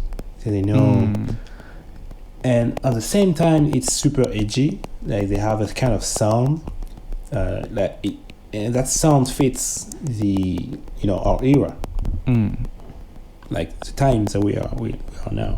But also in Korea, they do a lot of mixing. In different countries, they have, like for example, Blackpink. Is mixed by a guy in the US called Luca Pretolossi. He's an Italian guy. Or Twice is mixed by Tony Maserati. Oh, really? I didn't know that. Yeah. He made most of the Twice stuff. Okay. By the way, you have a story with Tony Maserati with a mix with the masters. Can you tell us about this? Yeah, so it was before BananaLemon, I think. And I always spend my time in Japan, learning in recording, mixing in Japan. But when internet came, big, and YouTube, and everything became faster, a huge business started with how to teach to do stuff on internet. And we had that with mixing and recording too. And so you had a bunch of websites selling, giving for free some resources about how to mix, how that engineer makes that song. Because it's really, really mysterious. You don't know what kind of techniques they used. You don't know how they did it, what microphones they used, and a whole business started to showing what was behind the scenes. Behind the scenes, and Mixed with the Masters, which is it's a French project actually. It's in the south of France, in a studio called La Fabrique. In Provence. And it started with en Provence. It started with a French guy, a French engineer actually, with Michael Brower, which is the guy who's mixing Coldplay. Oh. And the guy, Michael Brower, said, well, we have to share that knowledge because, when I said before that the studio started to die because of Pro Tools, technology, computer, everything. And he wanted to share that before that happened, for real. And he said, okay, let's do Mix with the Masters. And let's use the studio in La Fabrique and have 15 people that we picked from different countries. And let's have everybody a week together, like cut from the world, and share our knowledge to these people. And every time you have a different engineer. So you have Michael Brower, Tony Maserati, Manny Marroquin, all the big engineers. Basically the biggest engineers in the world. Yeah, the biggest engineer in the world. So for the people who don't know Maserati, he's also known for Lady Gaga, Beyonce, Jennifer Lopez. Yeah, so he made everything. Yeah, like all the biggie, Alicia Keys, so many things. And so you have a chance to be with a superstar engineer a week in France, and also with different engineers from all over the world. And I went in 2015, and yeah, it was really expensive, but the experience was absolutely incredible. I can. It's really hard to explain the benefit you get from that kind of thing. Yeah. And actually, it took me like maybe a year to really process all the information. To digest. All the thing. Digest, yeah. All everything. Like, for example, one time, everybody was drunk and he started to mix a song of Selena Gomez because he was so busy. He had to mix songs when he was doing the workshop. You know, at night when everything was finished, and he said, "Okay, I have to work, but you can stay, you can watch." And he was mixing Selena Gomez, and so we saw, you know, the song being mixed in front of us, and that song actually, you know, being released and everything. All right. And so you can see the top techniques, you know, from the top engineer. And it wasn't like lying because he was, you know, like actually drunk and walking. So in any condition, he can do a hit in any condition. Yeah. All right. He said, "I can do it in my sleep." That's what he said. Okay. And he's right. Wow. And you know, right now I understand because I think I can do it in my sleep because you can see the mix in your head before you do it. You know that so movie, you think about it when you sleep. Yeah, it's like the movie, you know, on Netflix, The Queen's Gambit. You know that movie with the chess player? No, I don't. You don't know? Like it's a story about a super chess player, and when she's sleeping, she's seeing the chessboard. You know, and it's kind of the same thing. When you start a song, you know that, okay, I'm gonna do this on the kick drums, I'm going to do this on the snare, I'm going to take the vocal and make it sound like that. And it's all in your head because you have all these patterns, you know, all these techniques in your head. So you don't have to, when you go to the studio, you can be drunk or you can be sleepy or you can be, you know, I don't know, but you can do it because you're so used to do it. This is how you never lose any time because you're always still focused on your stuff. All right. But that's how artist works actually. Like a painter or a musician, they don't like, you can improvise, but they have the image in their head before they do it. And that's what he told me. That he told us, if you don't get to that level, you can be a real artist or a real mixer or a real, you know, musician. So you need to get to that level. That's what I learned from Mixing the Masters, from him. That's very interesting because it's actually linked to a question that I wanted to ask you, and it's because, you know, when you are a newbie like me, when you see all these buttons and equalizers and everything, it can be very intimidating. I would even dare saying scary. Yeah. And like I think the most intimidating thing would be to figure out, once you can understand your tool, where to go with your sound. And it's like walking down in a dark corridor until you can find the light. It's really complicated to start from scratch. And I was wondering, like, is it possible to be an engineer or a good one if you don't especially have the natural ear for it? Or can you actually try to improve your ear to try to understand better the textures and the colors of the sound? Yeah. Well, yeah, for me, like, I don't have like a musician background. I had a few, you know, like piano lessons or, you know, guitar lessons, stuff, but I'm not like a real musician. And when I started to work in the studio, I wasn't even able to read the shit, you know, the music shit.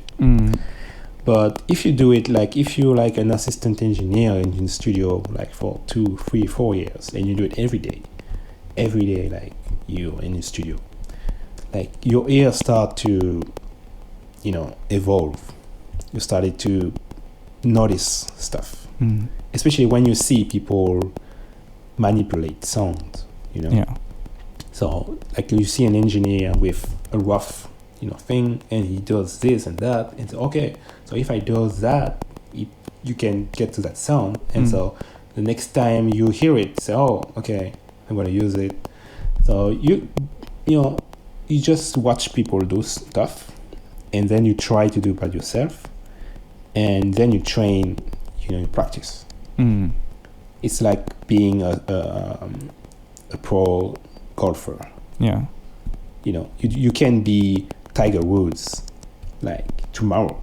Yeah. You need 10, 15 years of practice. And even though you won't be like Tiger Woods, you know, but if you want to get to that road, you have to still train. improve. Yeah, you have to practice and be there every time, all the time, and that's the only way. Right. So if you have like experience, I think you can do it, even if you don't have like a technical or music background. Okay. It's a very good answer. Yeah. So practice, guys. All right. So Yeah. So after practice. your time with Tony Maserati in Mix with the Masters, and by the way, I recommend everyone to see the YouTube channel Mix with the Masters. It's very interesting. So you have been learning with the best of the best. So when coming back to Japan, did you maybe have a feeling that Japan had a delay to catch up in terms of mixing quality or workflow standards, or not at all? Yeah. That's why I went, because you know because I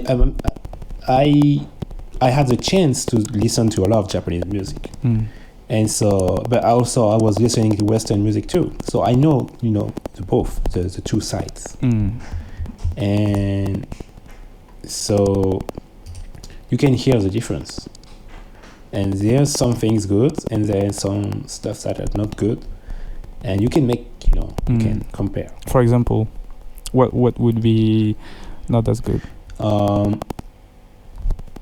Like for example, Japanese people tend to don't have a lot of bass on their song, because I think Japanese people have some kind of bias on high mid frequency. They like high mid frequency, like 2K, 4K. They like bright songs. If you listen to idols like K-pop, not K-pop, but like pop, hard pop music, it's really, really bright. Yeah. Because they think if you make it bright, it will sound super, like, it will make a hit. If you listen to all the Hamasaki Ayumi old school song, it's super bright. It's like da da da, all 4K, boom boom boom, vocal da, But when you're listening to like Western music, it's more like, okay, you have a bass, you have this. It's different. All right, I guess that answers my question. Sorry for digressing that much. What about we go back to when you were working for Diggs? So basically, I made a lot of stuff with Diggs. We had a lot of project together. But the thing with Diggs, it was a good company, but it was all Diggs' project. It wasn't my project as an engineer. So I wanted to have my own project, And so when I came back from Mix with the Masters, and I had all this experience with Tony Maserati, and I also had a lot of chat with him about career management, how to deal with clients, how to step up into your career. What he told me was you need to get your own gigs, your own work, your own client. Yeah. And so I started to work on that, to get your own clients, my own thing. And it became real. It took me maybe 5 years, like around 4 years. But I went to all the record company, asking for recording, mixing. Do you have some artists you want me to work with? Blah blah blah. Pick my old, contacts from Greenberg. Yeah. I did everything I could to get some work, my own work, and it took me around 3-4 years, but finally I had that song. Is that project with Mrs. Green Apple, and that album actually had a real hit, and people started to call me to say, "Oh, we heard that song. We want to work with you." And Passepied started with that. All right. They knew because Passepied was trying to compete with Mrs. Green Apple because they have the kind of same vibe. It's a band. They make some unusual songs. Yeah. I would say Miss Green Apple is maybe more on the bright and enthusiastic side. Yeah, it's way more. Pop It's rock. way more pop and easy to access. But like Passepied wants to keep their soul, their music, and be like Mrs. Green Apple. And because they saw that they heard me do the song that we're gonna listen, they wanted to work with me. So it started a lot of different things. So the song is Cheers from Mrs. Green Apple.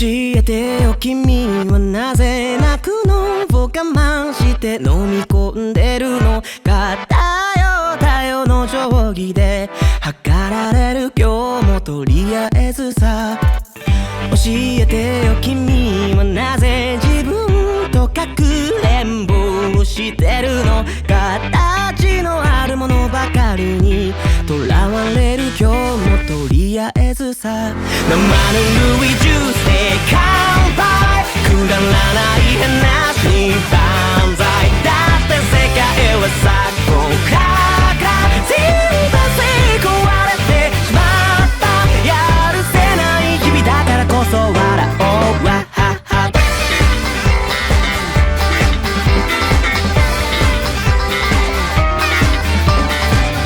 教えてよ人はなぜ幸せと追いかけっこしてるのさまよえたら楽だろうな矛盾する今日もとりあえずさ生のルイジュースで乾杯くだらない話に万歳だって世界はそうとクラクラそんな気分なんかはバイバイ冷え冷えのジュースで乾杯悩みを打ち明けて信頼ただ恐ろしい人ってば簡単どうかしょの素敵歴史に万歳不安だけど人生悪くもないよと言ってみるんだ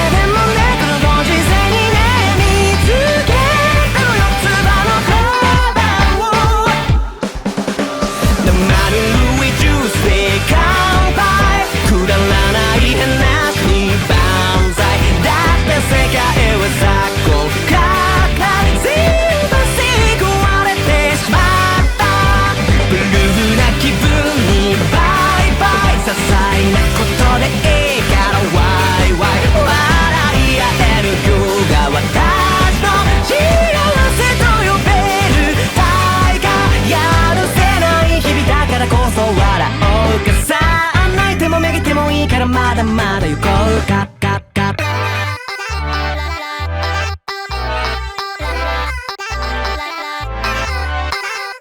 And that was Cheers by Mrs. Green Apple.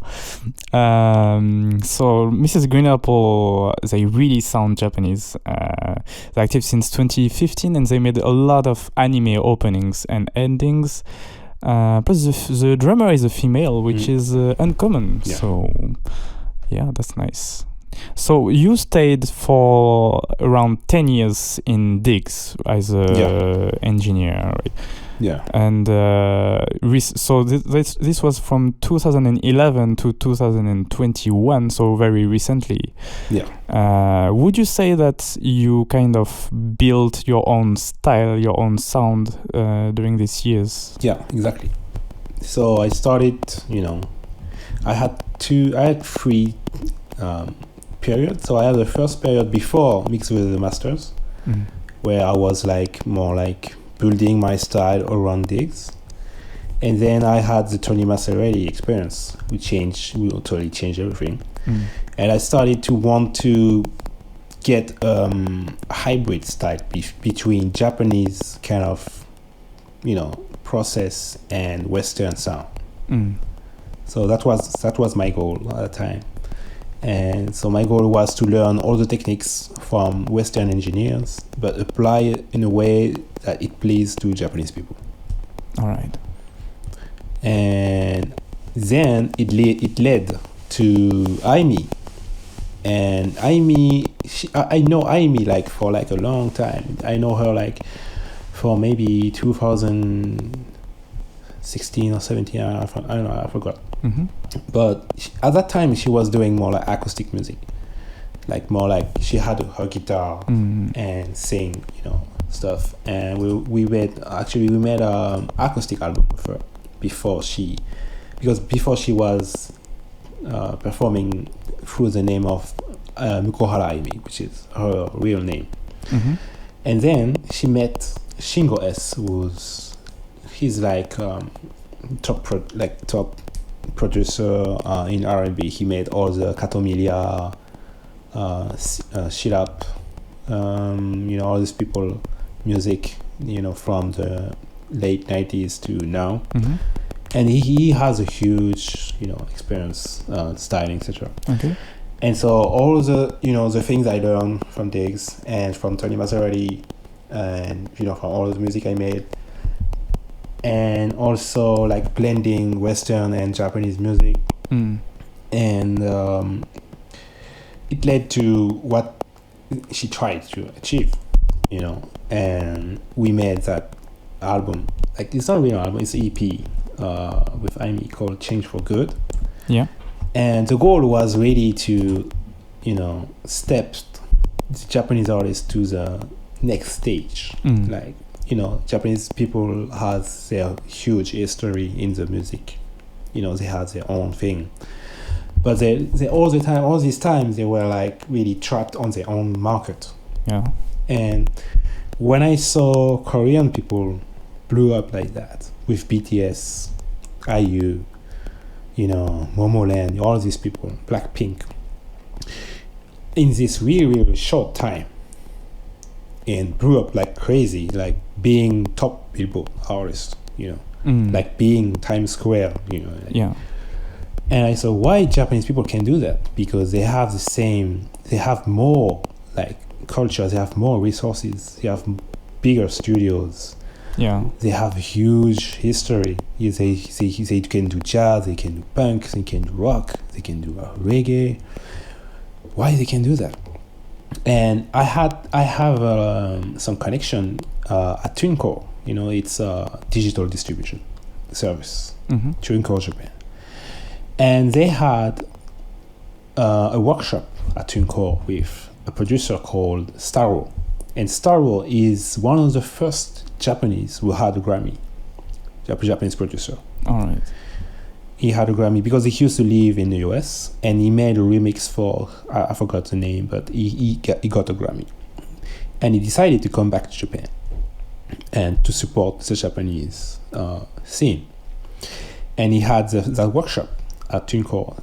And my friend who was working on TuneCore told me, yeah, Starro is coming, you have to listen to this.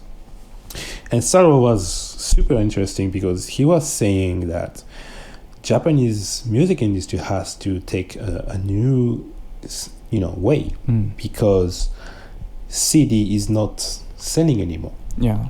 And all the people in the music industry, they are stuck into the CD era. Actually, they don't see the next thing, which is streaming and, download streaming, stuff like that.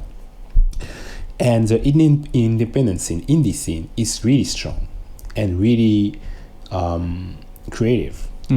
So people has to use all this technology for streaming, playlist, Spotify, all these things. They have to use that tools to get more people listen to the music from other countries.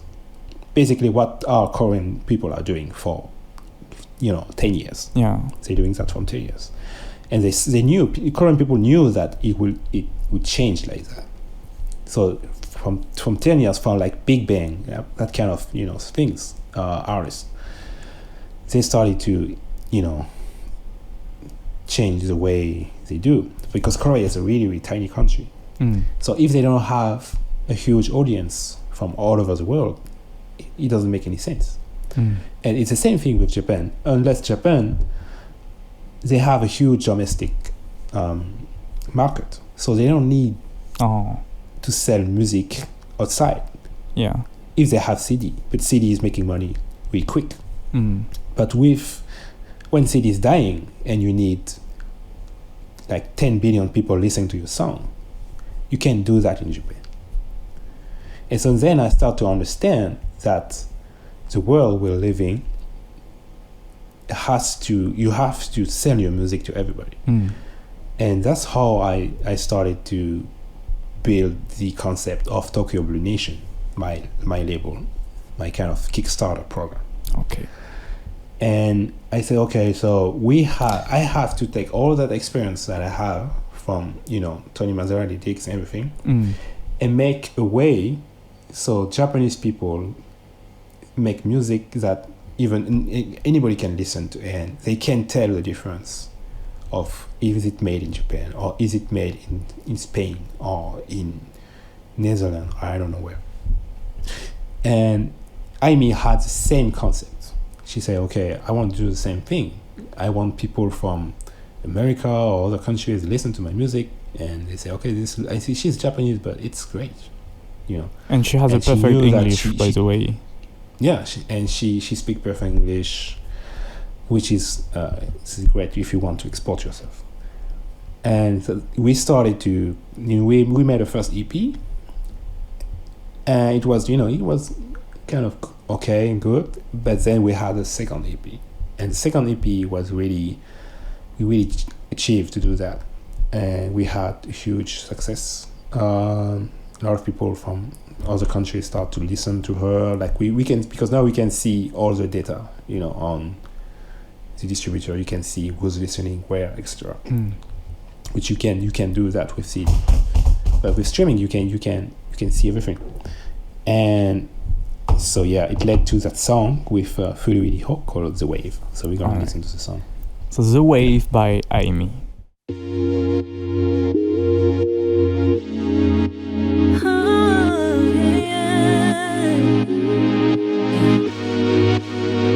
I'll be patiently waiting. Took a long win around, yes. I was born here as an NOT. Made some songs on my guitar. Still dreaming like a 17, but I know this ain't for nothing. Some people told me I am too late, but God only knows I am worthy. Yeah, I feel the wave coming down. I'm not afraid, it's my turn. Let me ride till I drown, forever I go. They say what they wanna say, I don't even know the names. I don't need permission, yeah. All I got is a mission. Time will fly, fly, fly away, so I'll be going in my way. Dreams are all I have today. Ride the wave, did I see the light of day? もう誰もいない。一緒に夢見たあの子はいない。まあまあいい年になって、私まだ何してんだって。人とは違う私の二ついつだって捨てられたこの靴意味がないようなことばかりだけどまた今日もこの歌を作る、hey、準備は万端 God tells me you go right now もう十分にまたのおいでよ They say what they wanna say I don't even know the names I don't need permission yeah. All I got is a mission Time will fly away So I'll be going in my way Dreams are all I have today Ride the wave till I see the light of day てかなんであの日連絡したんだろうなんかそんな気がしてたけどエゴに溺れた狭い渋谷の空見上げ叫んだ We can do it 何でも欲しがるのやめた自分の声のまま進めば見えてくるほら本当の私だからわかる The wave is coming now We don't even know the names We don't need permission All we got is a mission Time will fly away So we be going in a way Dreams are all we have today Ride the wave till we see the light of day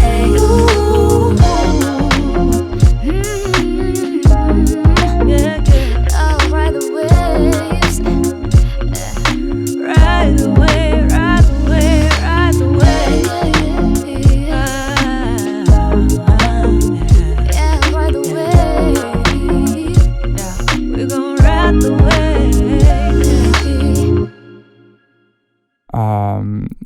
You know, I used to listen to a lot of chill R&B playlists. I mean, Korean R&B playlists, and well, it's yeah, you do as well. Yeah, of course. And so when I discovered Aimi, I really loved it because it's chill R&B and it's in Japanese and English, so I really love it. And the wave is really groovy, perfect chords, perfect beat, really nice colors and framing for the video. Yeah. And especially like the bridge in the song. And I would also recommend everyone to watch the MV of Fight No More. Yeah. Just to check the quality of the photography, which is crazy good. Yeah, a really good artist that you made me discover as well. Yeah. So you made your production company called Tokyo Blue Nation. Yeah, can you tell us a bit more about like you becoming an entrepreneur actually? Yeah, so my company is called Sonic Synergies Engineering, and the goal of the company is to like the name, like synergize forces in the music industry and have different people work together to get to, you know, that goal of, you know, better quality or having more global reach, and also bypass, you know, country boundaries. So I can be in Japan, but I can help artists to export abroad, or I can mix an artist who is not in Japan, a Western artist, and do it in Japan. So it kind of step up the Japanese audio industry on the world, you know. And so there is two different brands in my company. So Fader Crafters, which is a brand for like more production, like high quality. This is really high quality production, more like big budget. And so basically I do strict engineering things like recording, mixing, and also I provide mastering. Yeah. Western mastering for Japanese people who can't speak English, stuff like that. And you are associated with so it's a team with other engineers, right? Yeah, it's a team of engineers, and sometimes I send them the song I mixed for master. Sometimes it's just a song just for mastering. I even didn't touch it. It's just for mastering. Okay. And then there is Tokyo Blue Nation, which is a sub-brand of Fader Crafters. And why I did that, because usually people who are independent, they don't have a lot of money. Yeah. They don't have big budget. And before my previous company, the work company I was working with say, well, like, oh, why do you take that gig? It's really cheap. You can take it that cheap. And I say, well, but the art is great. The song is great. And I say, no, it's too. You have to set it like higher. And they didn't really understand that everybody starts small, and also that the market is really different right now. It's not like everybody is in major, like everybody has a manager and a big budget. And even the guys in the majors, they don't have budget, otherwise.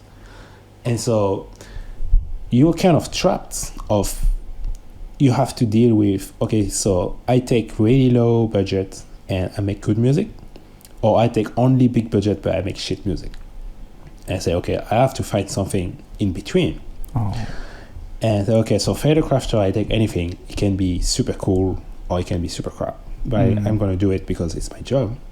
But Talkable Nation, I'm going to only make music I like. I find people cool. So Aimi is cool. Like DJ Burt is cool. All these people I do stuff with. So now you are basically doing what you always wanted to do, like a mix of engineering and production as well. Yeah, exactly. So what I do, it's a package between production. So like I make the mix and the mastering for them. I have someone to do mastering, and I help them to promote the song digitally in other countries, because we are in a streaming era. So if you make a song and you think it will work just streaming in Japan, you don't understand how it works. You have to stream everywhere. And to stream everywhere, you have a lot of tools to do that. You have music submission, playlist pitching, you can use blogs, influencers. Yes, so many things to do. And they don't understand that. Most artists don't understand it. Like labels, they kind of start of understand it. Yeah. But they don't have the knowledge, experience to do it. And so my goal is to, kind of find tools like that. So, an artist can like Aimi doesn't need a big label behind and a big mafia kind of, people behind put money on the table. So she can step up just being independent. Yeah, the most important is a strategy. Yeah. All right. Yeah, and that's what is happening in the US. If you take, for example, artists like Chance the Rapper, The Weeknd, Drake, all these people are independent. They maybe have a distribution label contract with Universal or Interscope, but they do everything internally. All right. There's no guy from A&R guy, comes into, say, The Weeknd, or you have to do a song like that. They just have a contract with Spotify and say, okay, we're going to make an album, boom. Okay, give me the money, boom, finished. It's artist, audience. That's it. There's no one in between. So you work on a more direct circuit. Yeah, that's what Star Wars was talking about. He was saying, the new thing is that now artists can sell their music to the audience directly. They don't need middlemen because everything is digital. You can make a song and you can then distribute your song, like all digital. So you don't need people. Before you had to have a distributor to put your CD in the store and everything, and they take 40%, But now you don't have that. And so Tokyo Blue Nation, we just help to step up the production quality because they don't have the, studio culture, all the things. They just do with a crap engineer or by themselves. And they just lose opportunities. And so, okay, I say I bring the fee really low, and I help you to promote your music, make some connection with people around, because I know so many people already, and that's the business model. So where are you based now? You are in Tokyo still, right? In Tokyo. And you have a studio. Your own studio? So no, I have a contract with a studio in Japan called Studio MSR. Yeah. and they have a bunch of studios. They have one in Yogi, one and a few others in Azabu. And basically, when I have a project, I just call my manager and say, okay, I need a studio for that day. Can you have a studio for that day? And say, okay, you can use that day. And I have it a little bit cheaper than the other people. Okay. So that's it. Yeah, it's really simple. Do you use... and I have all my equipment. Oh yeah, I was about to ask this actually. Yeah. Do you use both analog and digital materials? Yeah, so I have my equipment, which is in Studio MSR, and I created, because I started after Mix with the Masters, I started to mimic Tony Maserati's system and have a hybrid between digital and analog. And I started to buy, equipment, but I never finished because it cost us so much money. But then I created a company and I leverage money,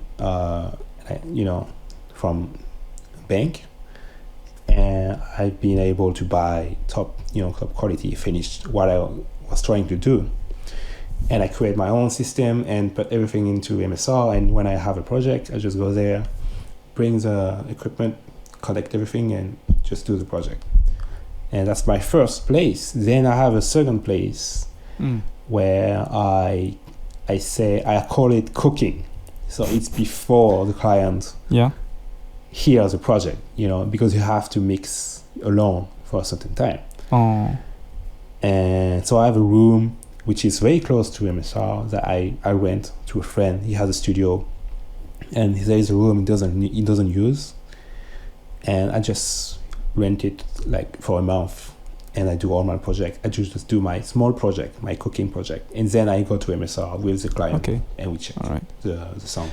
Yeah. So Gregory, tell me if I'm wrong, but for the people who don't know, so analog materials would be physical equalizers or compressors, while digital would be plugins in a program, right? Exactly. So what's the benefit of using both in the same time? So before, we only had analog equipment. And when Pro Tools came, they started to copy analog equipment in the computer.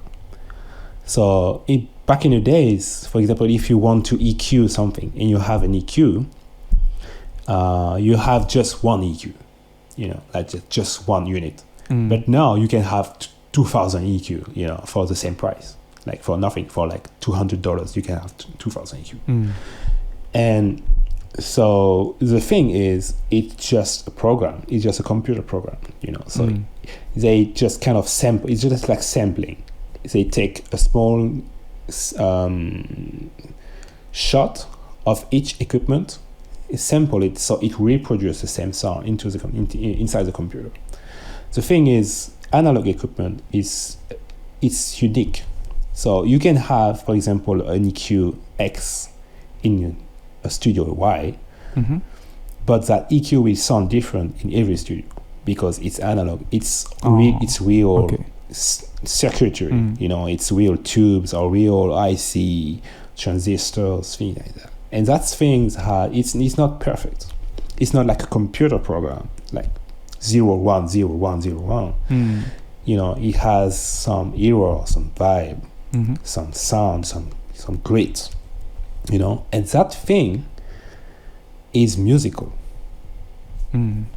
It's like, I don't know if you play guitar, but for example, if you have a guitar and you plug that guitar into a real amp, and you play the same guitar riff into a simulation, digital simulation, like a Kemper or guitar rig or something like that. Yeah, it sounds okay, but it will never sound like the real guitar, because the guitar amp, you have the air, you have the room, you have the microphone, you have all these small details, false factors that change the sounds, and you can only have that with analog. So what I'm trying to do, and what they do in the US way before, that they take both of the best world. So, for example, Tony Maserati is going to have a few pieces of equipment from analog. He's going to build the mix into the computer, and then he's going into the analog. and then it's going back into digital.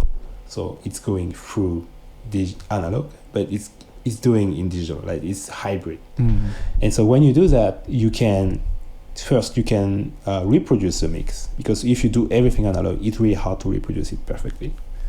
So if you, for example, if you make a song for Beyonce, you know, she said, okay, I'm going to check the mix in 4 weeks.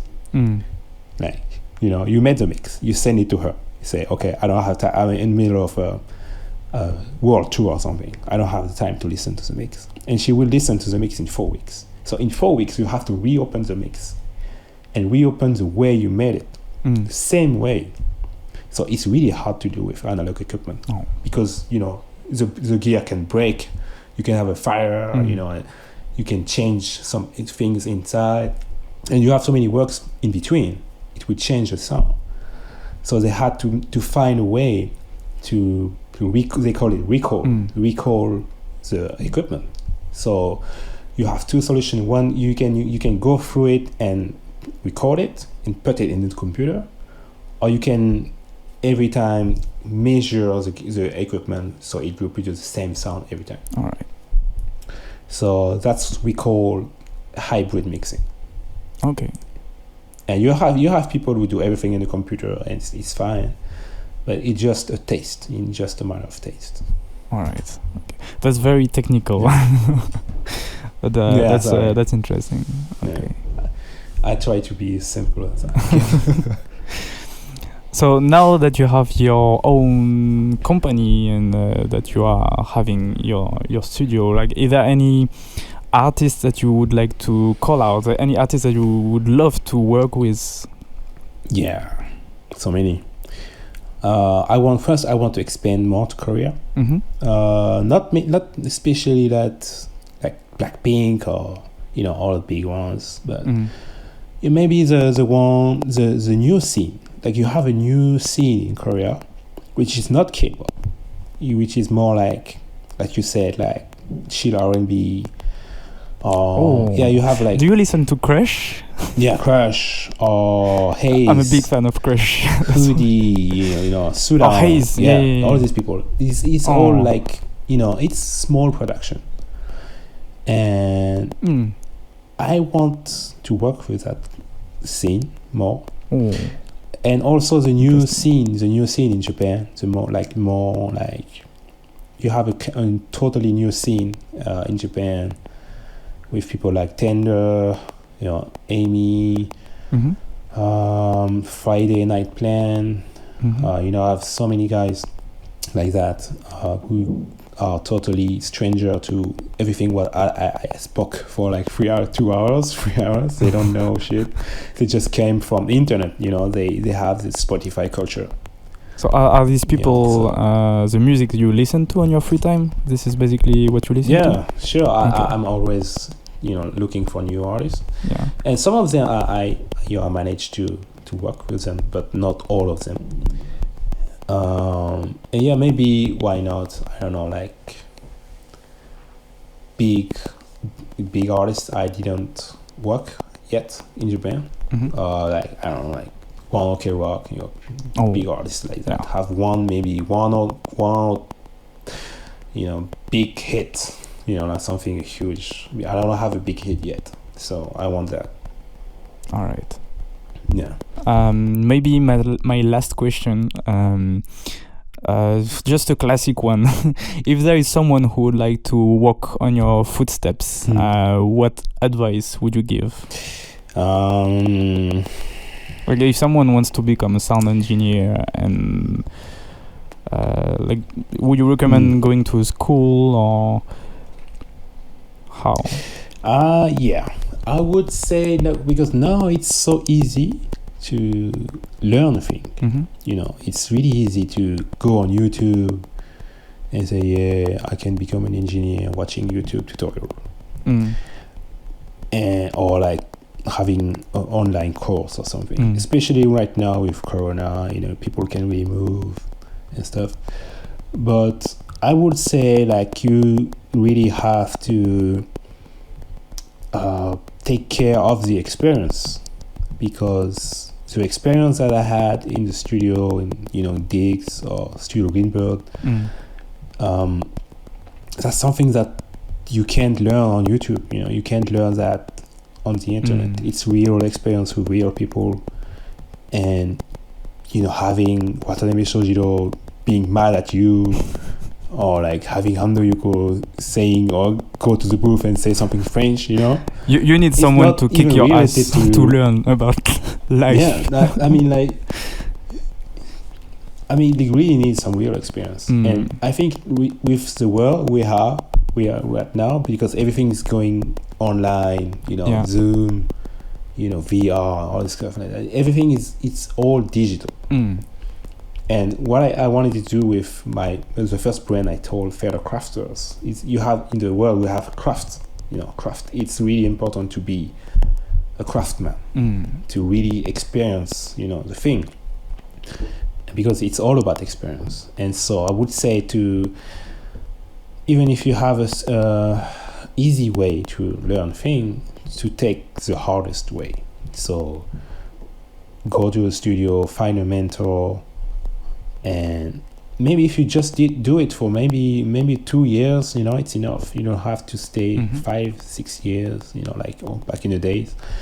But just have a few experience like that. Now, if you can go to a mix with the masters, or just send an email to an engineer you like. I know so many people who did that. Like, who send an email to Michael Brower and said, "Well, I love your mix on Coldplay. Can I have a chat with you? I'm in New York right now." And the guy, he couldn't say yes. He said, "Oh, okay, come on." And you can meet him. And not everybody will say yes, but some of them will say yes. And you have some engineers like that who like to share experience, their work, their techniques, and have something like that. It's way more deeper than, watch a tutorial on YouTube. Yeah, for sure. Or watch some promoted, thing with a sponsor behind anything. So yeah, you really need some real experience. Yeah. And also experiment a lot with artists. Yeah, that's what my so basically my advice is. Being patient and trying stuff, and experiment. Go the hard way. Try the hard way. All right. Okay. Yeah. Okay. So thank you very much, Gregory. Anything you want to add? No. I said I will talk a lot already. Yeah, we have been really in details already. I think it's really a professional default. I don't know how to say in English. That you really tend to go in the details. I really liked it. Anyway, that's my job. I'm looking forward to see your next works, and I hope we can meet in Japan one day, so I can introduce you to a very nice cocktail bar to have a rum cocktail or whatever. Yeah, that's what we need. Thank you, Gregory. Right now. Thank you. And thank you to all our listeners. I hope you liked this podcast. I'll see you next month. Until then, as I always say, sleep well. Annyeong. Abayo.